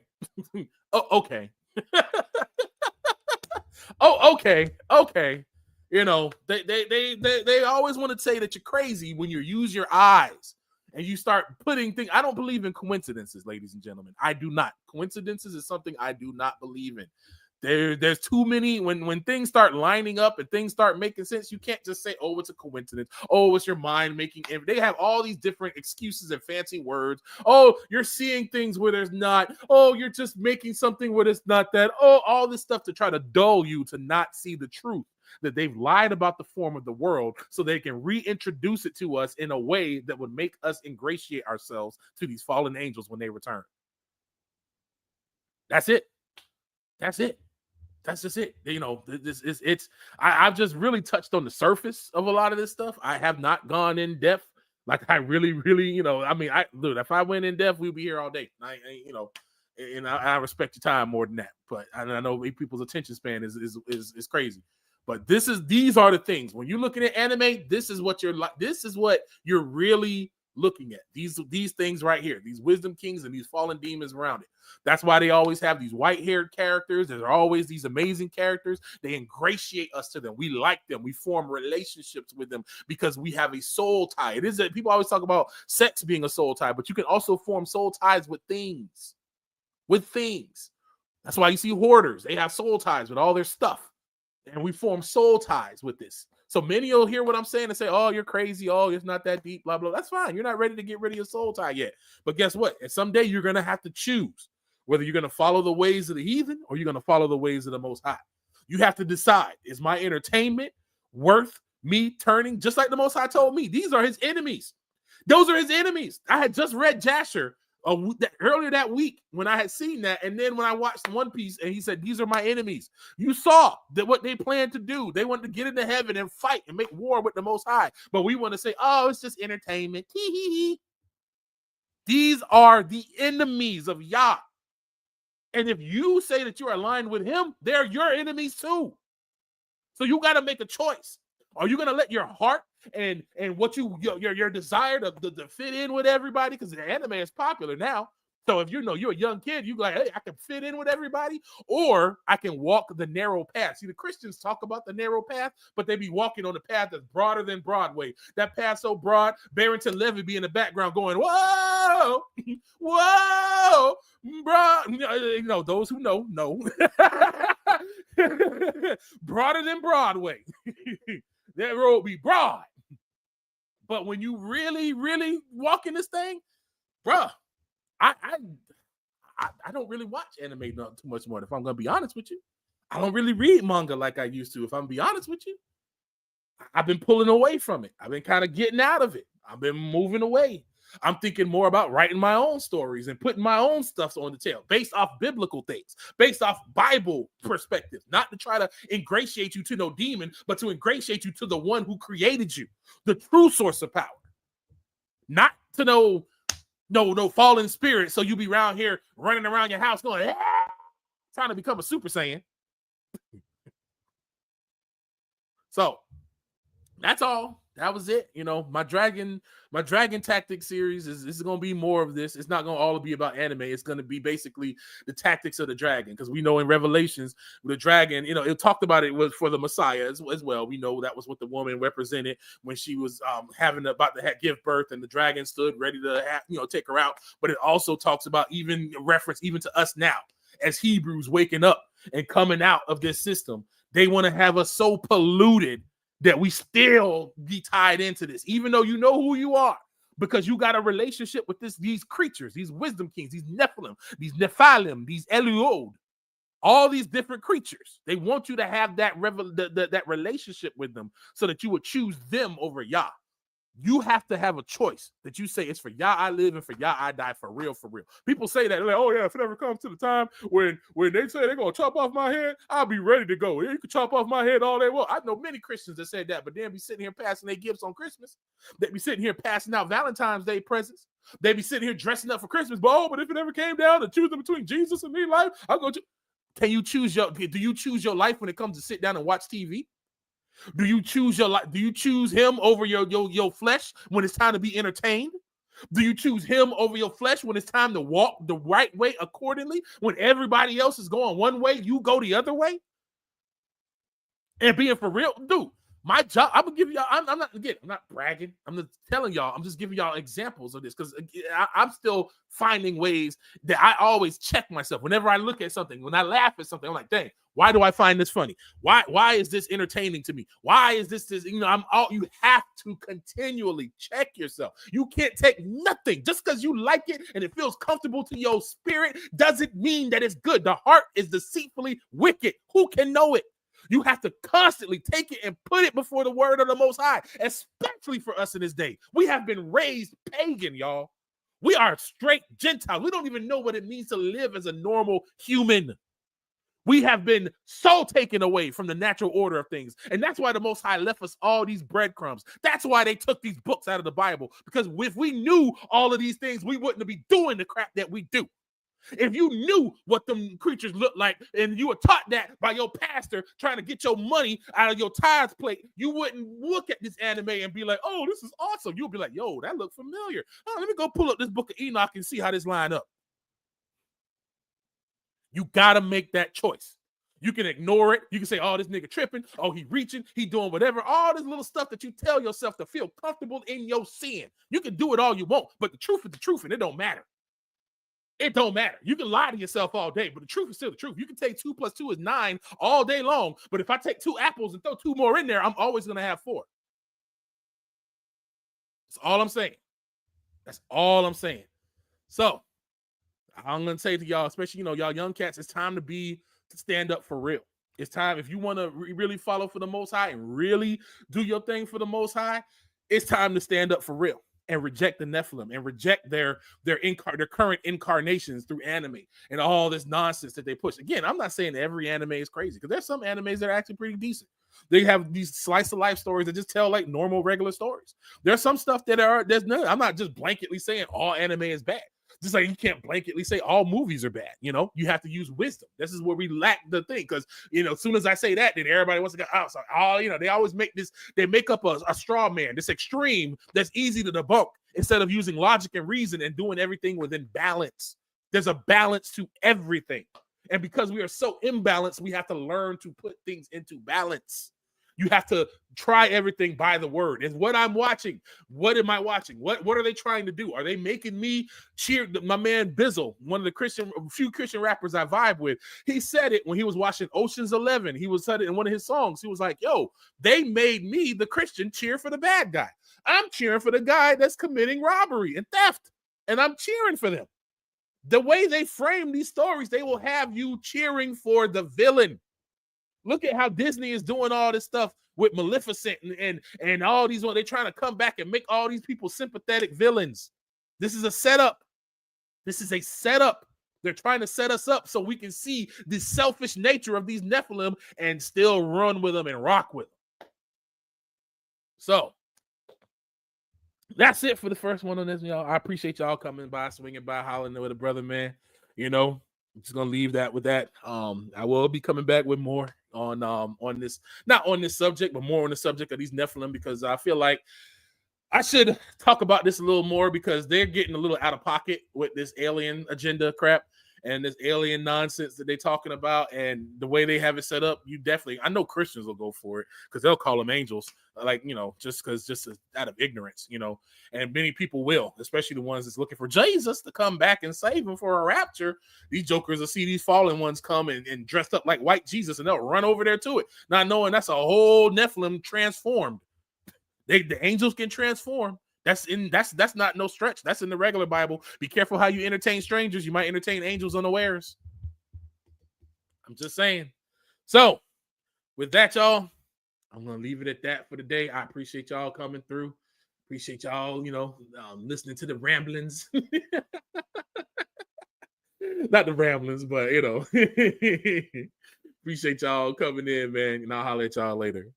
I'm aware it's a lot of people that's mad at me. They disagree and attempt to try and embarrass me. I'm getting sick of the Pharisees coming after me. I say what God tell me, ain't no way they cancel me. Saying that I feel like social media is dangerous. Everybody sexy, successful, I think they gang. It's all funny games until the kids do the same thing. And use they cell phone to get everyone on the same page. It feels strange, leaving a state of distraught. Why do I feel like my phone be knowing most of my thoughts? Television since a child, so it's all that I've been taught. How come when I start to research, I'm trying not to get caught? Yeah, this feels weird. Why wouldn't I talk about it? We all know the truth and we constantly walk around it. When I talk about Christmas, they look at me funny. I just feel a lot of days be used to make money. Let me think about it. But y'all can tell me if I'm a trip. But how was Christ's birthday and we the ones getting gifts? And when I talk about the vaccine, everybody be extra. I don't feel like it's the mark, man. I just feel like it's a test run so we can feel comfortable when we falling in line. Don't believe what they telling you cause they all in disguise. That's why they telling us lies. But that's a different conversation. Gotta wait till COVID finish decreasing population. But anyway, I think they gon' keep calling me crazy now. Everybody sleeping, let's see if you go be lazy now. We breaking out these chains so we can go get on God wave. The world is up in flames and we just talking about LeBron James. Hey man, why did I say his name, man? I'm sorry. I know this sounds funny, but it's not a game. That's hard. I'm sorry. Don't know why I keep on playing around. That's how easily the snake could distract us until we drown. And then the dust to the ground and we had started. Stop friend zoning your demons and kill all of them. It ain't no sparing lives in spiritual warfare. Cause people be playing dead and come back to get all there. Beware because we gotta pick a side.